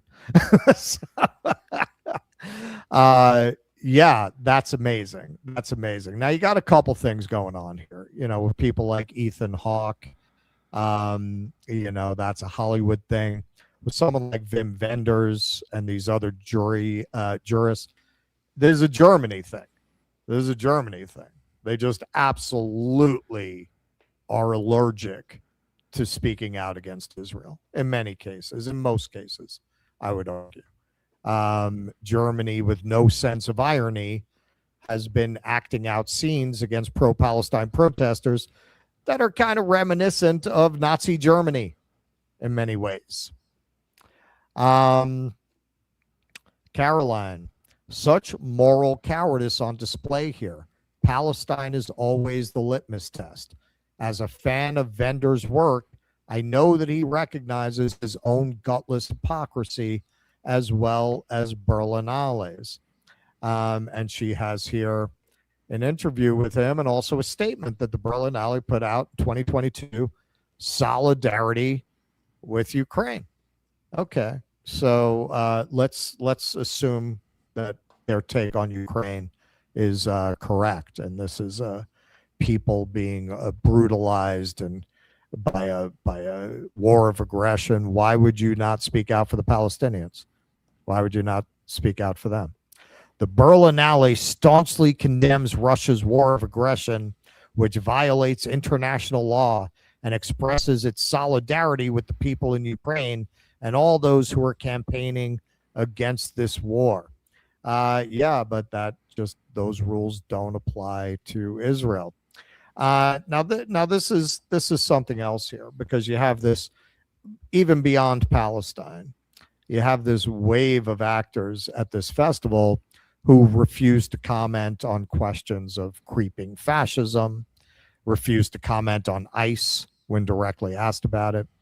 Michelle Yeoh declined to speak about U.S. politics during a press conference at Berlin Film Festival, instead shifting the focus to cinema. Quote, I don't think I am in the position to really talk about the political situation in the U.S., and also I cannot presume to say I understand how it is, she said.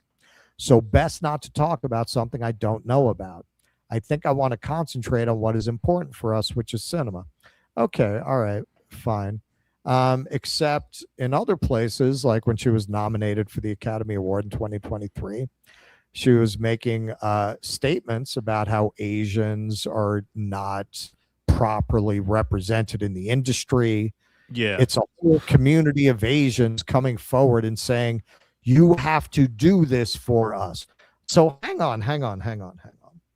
So are you saying that you expect people who don't share your identity or your problems to express solidarity for those problems, even if they're not you and not of your identity and don't have those problems themselves? Are you suggesting people should educate themselves about the problems that you have, that they should care about those problems? Because it doesn't seem like you're willing to extend that same courtesy to others. Hey, look, she's not political, right? Michelle Yeoh shared an article that was 9 slides long about systemic racism in the industry and in the academy, written by someone else. And if you're only paying blah, blah, blah. Okay, so you seem to really feel that people should have your back and your community's back about something that very directly affects you. But that same principle doesn't seem to apply beyond that, right? Well, so why should people give a shit about your cause? Not only did they give a shit about their cause, sorry to cut you off, they gave 35 Oscars to that unwatchable piece of shit movie, Everything Everywhere All at Once. I think the world kind of bent over backwards to pretend they liked that movie in order to appear like, they were welcoming Asians into Hollywood. What a fucking unwatchable piece of garbage that was. Yeah, I got through maybe 15 minutes of that movie. Yeah. Here's an even more glaring example. Neil Patrick Harris asked here about fascism. Back to George and maybe Neil or Bella, I was wondering if you guys consider your art political And if so, how can movies these days help fight the rise of fascism in Europe and America? Well, I think we live in a strangely algorithmic and divided world right now. And so as artists, I'm always interested in doing things that are apolitical. Oh, really? Because we're all, as humans, wanting to connect in some way. That's why we experience things together. And so when you get to go to a film where you're caring about the people, you're caring about the heart of what's happening, you know, you're watching this film of these young adults growing up under the umbrella of a world where some of them won't. And I think that is so touching and also kind of exciting and rebellious and horny. And like, it's fun to be able to witness that without having to process it through a contemporary lens, right? Fun note, the film that he's promoting is a film about Anita freaking Bryant, the famous anti-gay activist and orange juice saleswoman. It is so current and yet timeless. So getting to spend time in strangely sunny Glasgow, Scotland. It didn't rain once, like for the entirety of the time. All right, we got you. So Neil Patrick Harris wants you to know that he's particularly drawn to apolitical art and doesn't really want to be political. And yet, sad that this still exists in the world. Happy that Rainbow Railroad is saving lives. Rainbow Railroad that he's supporting here is a group that helps members of the LGBTQ community who are in countries where they're in danger escape. Like Gaza. Railroad. Huh? Like Gaza. Yeah, like Gaza. Yeah. Notice Michael Rappaport didn't condemn Spike Lee. You know, so even that guy knows where his bread is buttered because Spike Lee used to cast him in a bunch of movies. Yeah, he stayed away from that. Stayed away from that. Honored to be a part of the discussion of LGBTQ rights with Entertainment Weekly and some truly incredible advocates. You know, that sounds pretty political, man. Ajay Nair, fun fact, Patrick Harris is married. He got this right through intense political pressure and maneuvering barely 10 years ago. He's an absolute coward. Yes, he is. Rashawn Biddle, Neil Patrick Harris, who is literally in Berlin to promote a film about the infamous Anita Bryant, is probably a Zionistic white supremacist and likely thinks that ICE suppressing non-white people is perfectly fine. His whiteness is more important than his status as LGBTQ. Now, Chappelle, I think, not this special, but the one before, he did a whole bit talking about how, you know, he had a confrontation with gay people who then called the cops on him. It was like, you know, you're gay when you want to be, but then you're white when you want to be. Then you turn into white. I think there's a lot of truth to what he's saying here. And overall, you know, Michelle Yeoh, you could at least say she's not American. She's Malaysian and she's living in Switzerland. She has some leg to stand on to say, like, that's not my country. I don't really want to get into it. I don't agree with it. But this motherfucker has absolutely no excuse. You're not only American, you're a very out front advocate for the rights of the group that you're a member of, and you know damn well what is being done primarily to Latinos, if not exclusively, in America right now. And you want to talk about apolitical art. Now, given that this became such a pattern, what I think happened is with Trump going on a lawsuit spree, and he's got Carr there coming in with the FCC. I think a lot of these actors were told by their agents and told by their studios not to talk politics at these festivals, because you wouldn't have that all at once. And it's not characteristic of these actors to not want to talk about, especially ICE, fascism, that kind of thing. That's what, yeah, Israel, they're terrified of the Zionists who own Hollywood. But that kind of thing, they don't tend to be shy about commenting on. I think they got the call, a different kind of call, like, hey, If you mess up a merger because of something you said, you're never working again. And they're all, being the cowards that they are. Why I've never had a lot of patience for their advocacy. But hey, man, not everyone's a coward. Nightborn director Anna Bergholm on wearing a watermelon pin to the festival press conference. Be about every topic in the world, and it doesn't need to be, but as grown-up human beings, I think we have a responsibility to speak up against violence and against injustice, because not speaking up is also a choice. And especially it's important that we don't tell other fellow artists that they shouldn't speak up. And yeah, when tens of thousands of people are getting killed, no one can say there's no excuse for that ever. Yeah, and if our Good for her. So this is the letter. We write as film workers, all of us past and current Berlinale participants who expect the institutions in our industry to refuse complicity in the terrible violence that continues to be waged against Palestinians. We are dismayed at the Berlinale's involvement in censoring artists who oppose Israel's ongoing genocide against Palestinians in Gaza and the German state's key role in enabling it.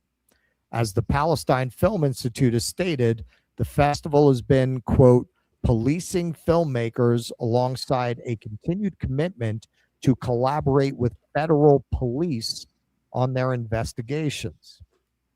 Last year, filmmakers who spoke out for Palestinian life and liberty from the Berlinale stage reported being aggressively reprimanded by senior festival programmers. One filmmaker was reported to have been investigated by police, and Berlinale leadership falsely implied that the filmmaker's moving speech, rooted in international law and solidarity, was discriminatory. As another filmmaker told Film Workers for Palestine about last year's festival, quote, there was a feeling of paranoia in the air, of not being protected and of being persecuted, which I had never felt before at a film festival, unquote.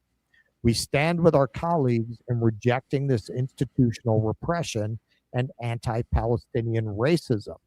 We fervently disagree with the statement made by Berlinale 2026 jury president Wim Wenders that filmmaking is the opposite of politics.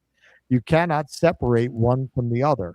We are deeply concerned that the German state-funded Berlinale is helping put into practice what Irene Khan, the UN Special Rapporteur on Freedom of Expression and Opinion, recently condemned as Germany's misuse of draconian legislation, quote, to restrict advocacy for Palestinian rights, chilling public participation, and shrinking discourse in academia and the arts.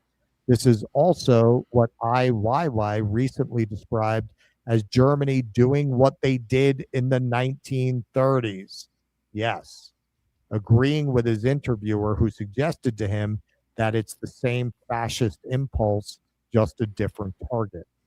All of this at a time when we are learning horrifying new details about the 2,842 Palestinians evaporated by Israeli forces using internationally prohibited U.S.-made thermal and thermobaric weapons. You covered that, right?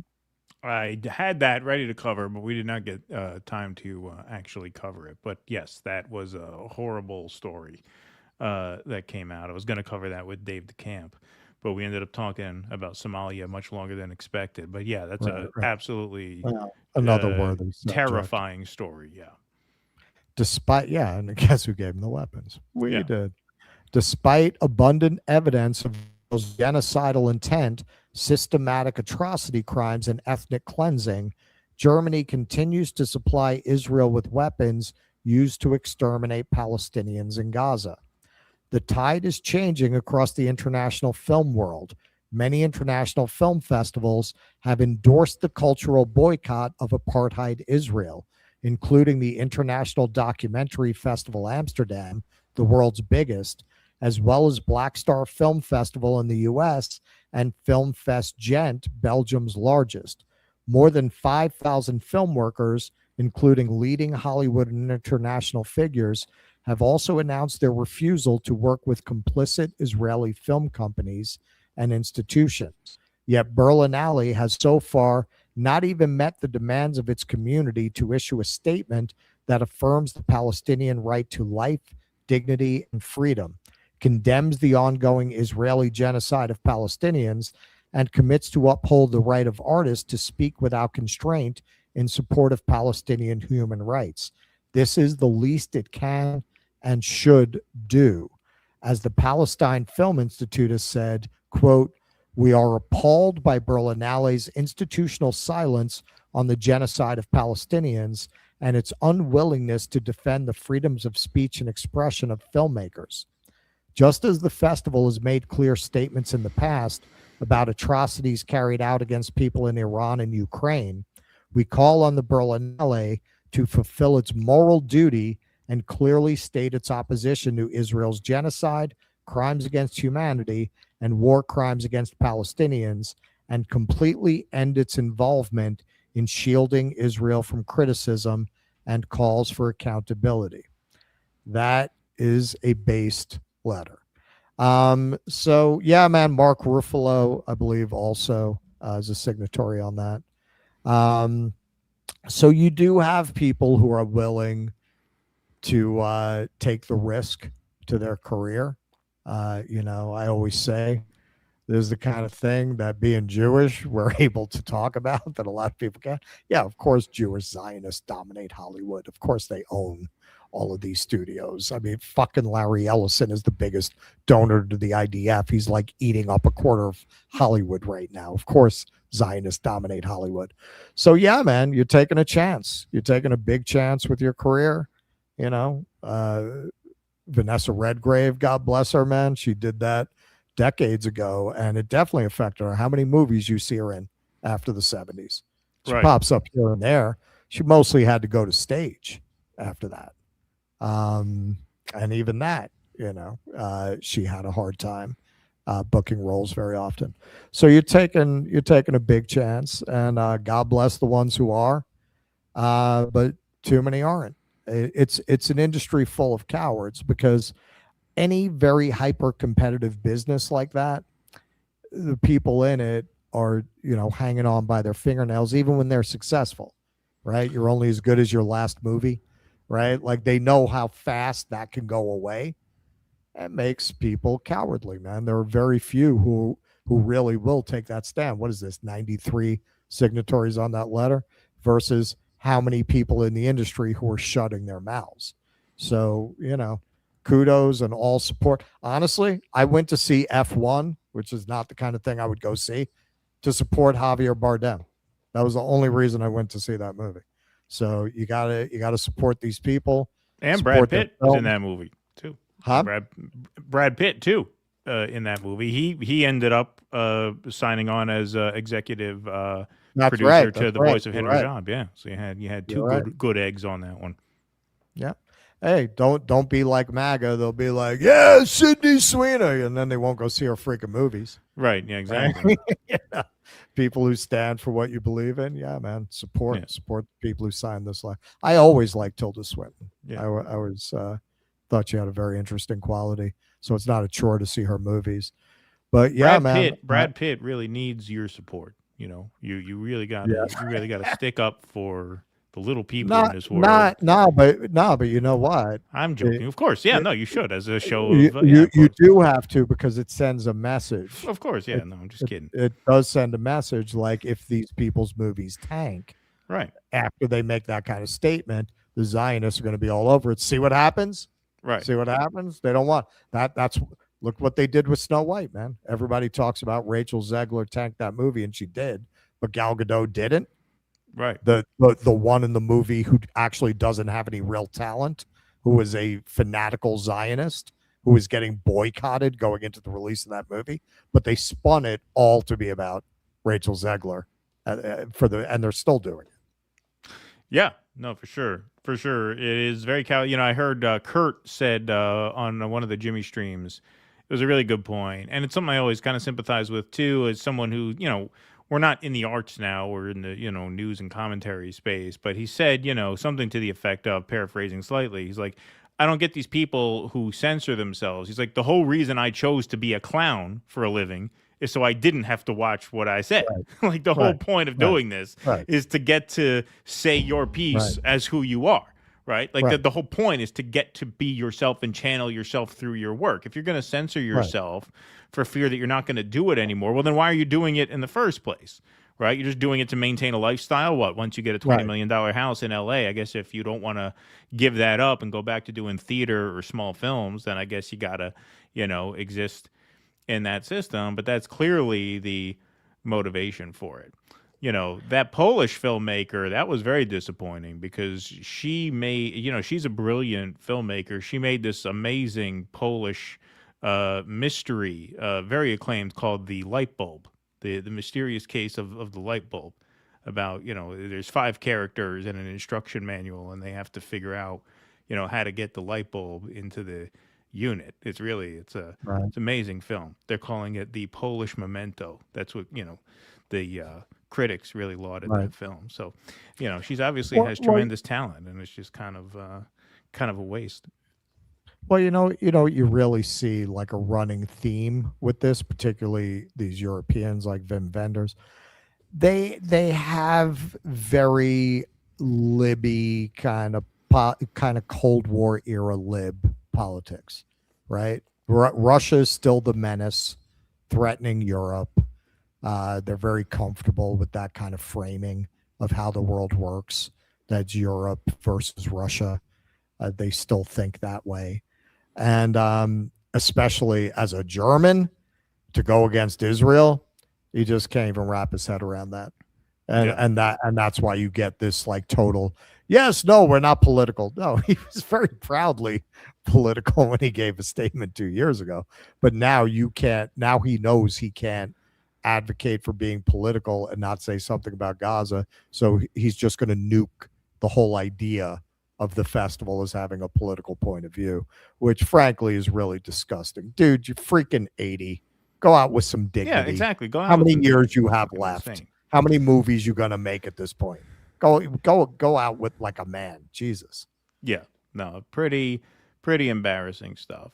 You know who's been a total disappointment on Gaza is Alfred Hitchcock. He's been totally silent on Gaza. He's been I saw him tweet a picture with Netanyahu. Yeah. Yeah, the problem with him is, he's been that motherfucker's been rich for too long. He's been rich at least in Psycho. Yeah, he's been rich for 70 years. That's his problem. Yeah, it got to his head on that Psycho money. Yeah. And I didn't want to smear him like this, so I reached out for comment. I did, he could not be reached for comment. I saw him in an interview. What was he saying? Israel has a right to yeah. It has a right to defend itself. Exactly. It was in full color too. Yeah, almost looked like AI. Yeah. I booked a trip to the wall. I'm going next week. Yeah. I'm going to fuck the shit out of that wall. Yeah. Right. All right. Let's see what we got here. We will put up our patron scroll before we close the lights on the stream today. Thanks everybody very much for being here. We'll take your remaining Rumble rants and super chats. If you like what we're doing here, the best way to help us do more of it is to sign up and become a member. You get your name up in lights here. You get ad-free replays of every live stream emailed to you the day after they air publicly. You also get post-game bonus live stream content and film club live streams. Once again, want to repeat our partnership with Right Brain TV.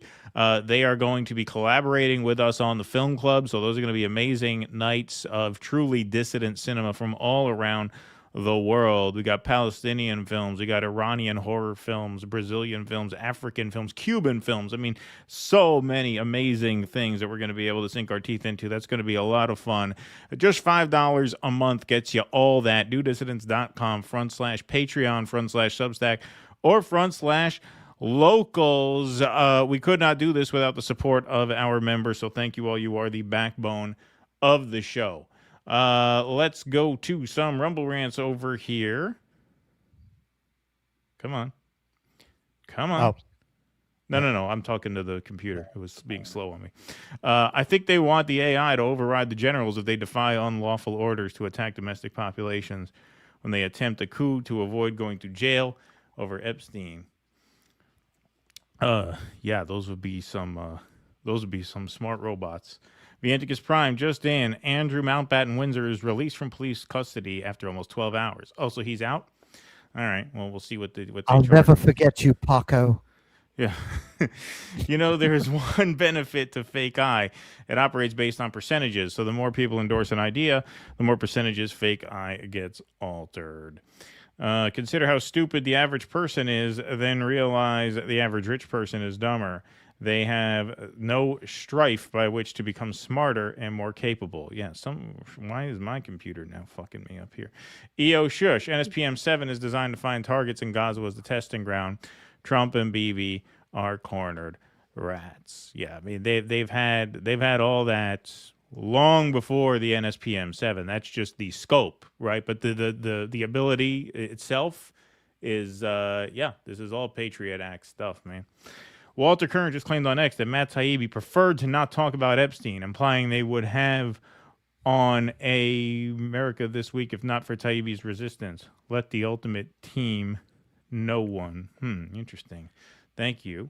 I'll read that. That sounds fun.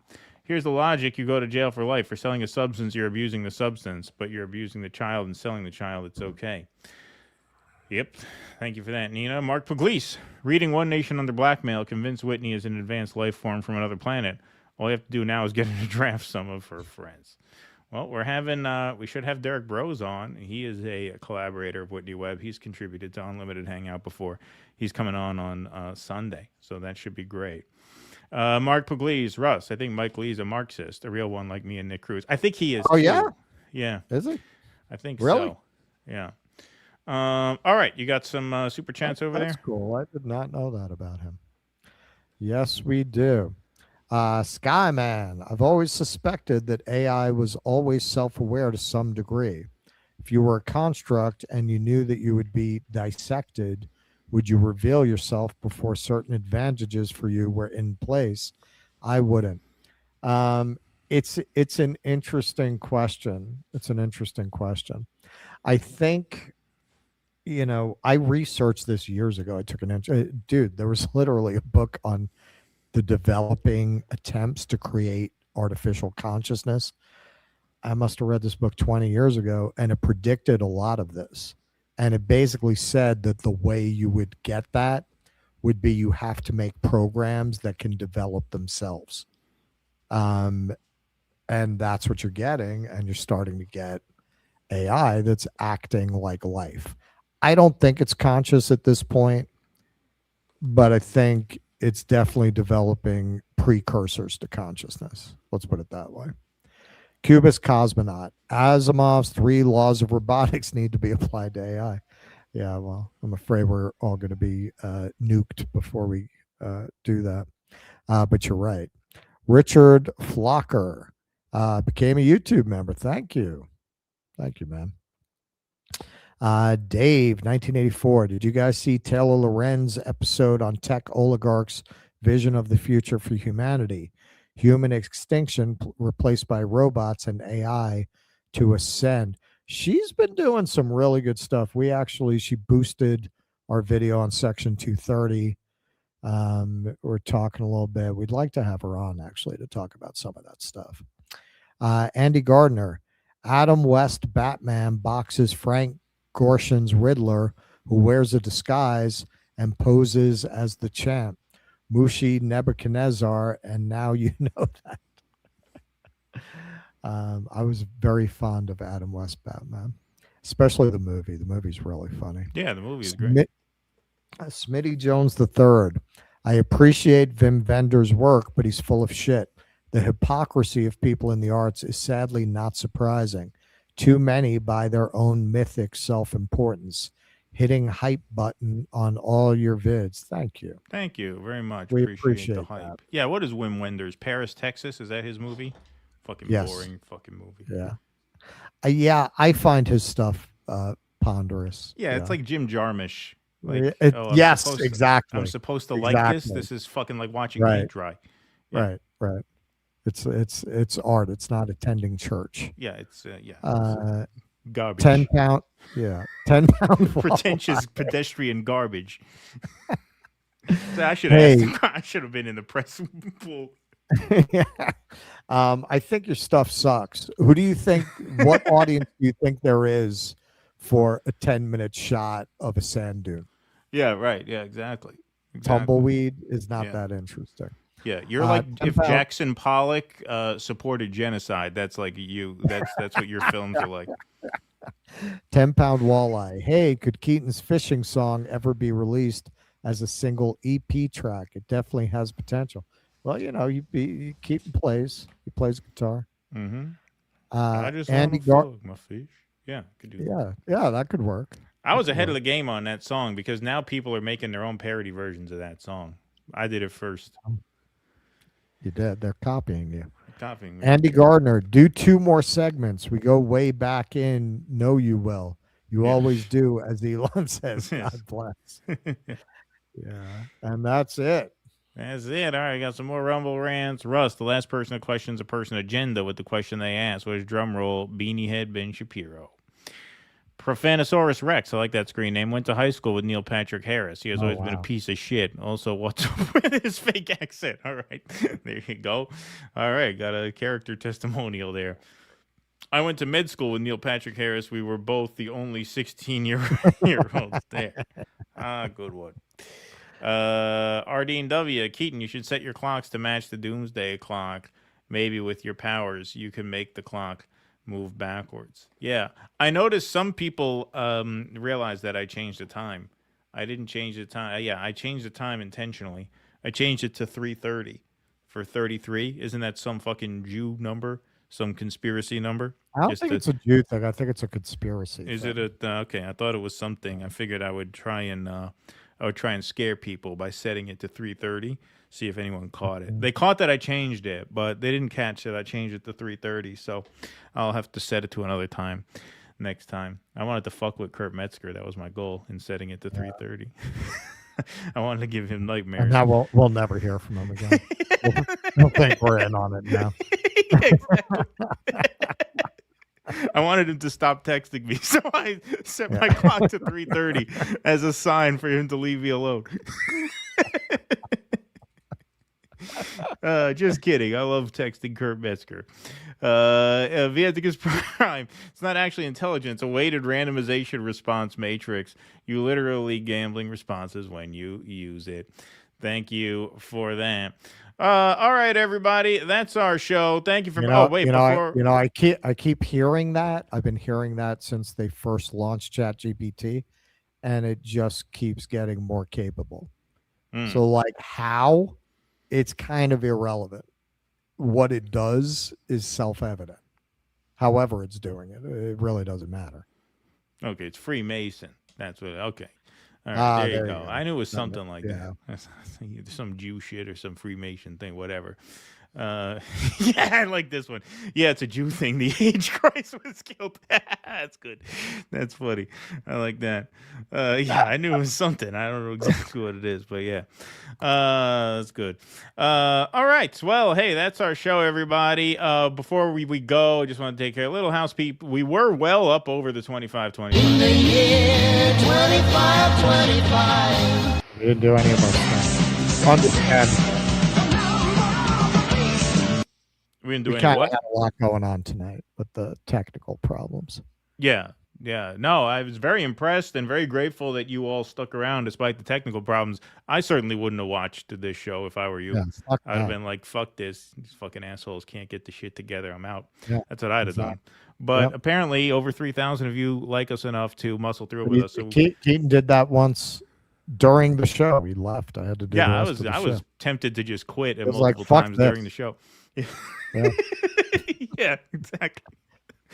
I was Screw tempted you to just stop guys, the show. I'm going home. Screw you guys, I'm going home. Well, anyway, but it is very, very kind of you guys to stick with us, and thank you for that. And we will be back on Sunday night. Russ will Thank not be God here on this Sunday. is the only show I'm doing.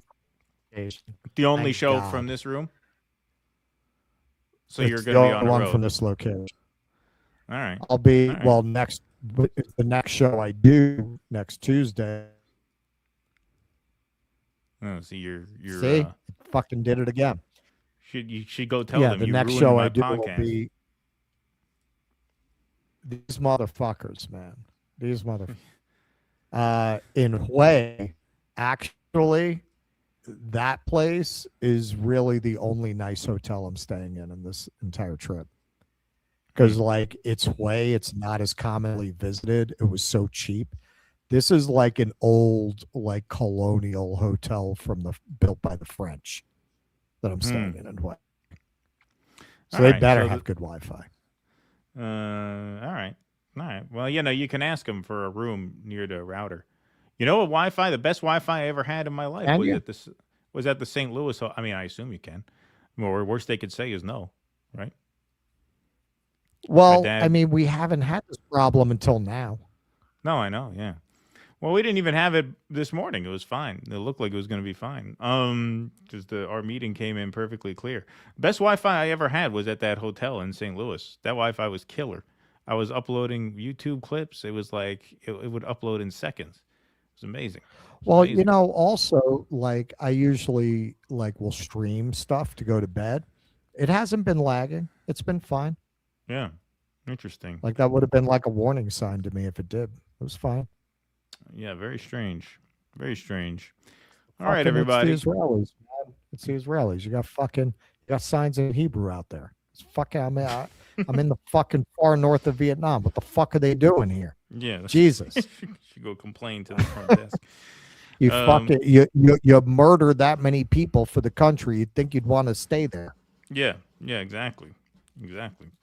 All right. Well, that's our show, everybody. Thanks very much for being here. Appreciate you all. We will be back on Sunday, 7 p.m. Eastern. Guest Peter Hagar and Derek Bros. Derek Bros is tentative depending on technical capacity, but the plan for now is for Derek Bros for the second half of Sunday night. So we got a great guest lineup coming up in Russ's absence, and then Russ will be back on Tuesday. Until then, thanks everybody very much for being here. If you are in Brooklyn, Shama has a fundraiser tomorrow at 6 o'clock at the Star Bar in Brooklyn, shamasawant.org if you want to check that out to RSVP. We will see you back here 7 p.m. Sunday night. Until then, thanks very much, everybody, for being here today. Until we see you again, be safe and be well. Courage! Please clap.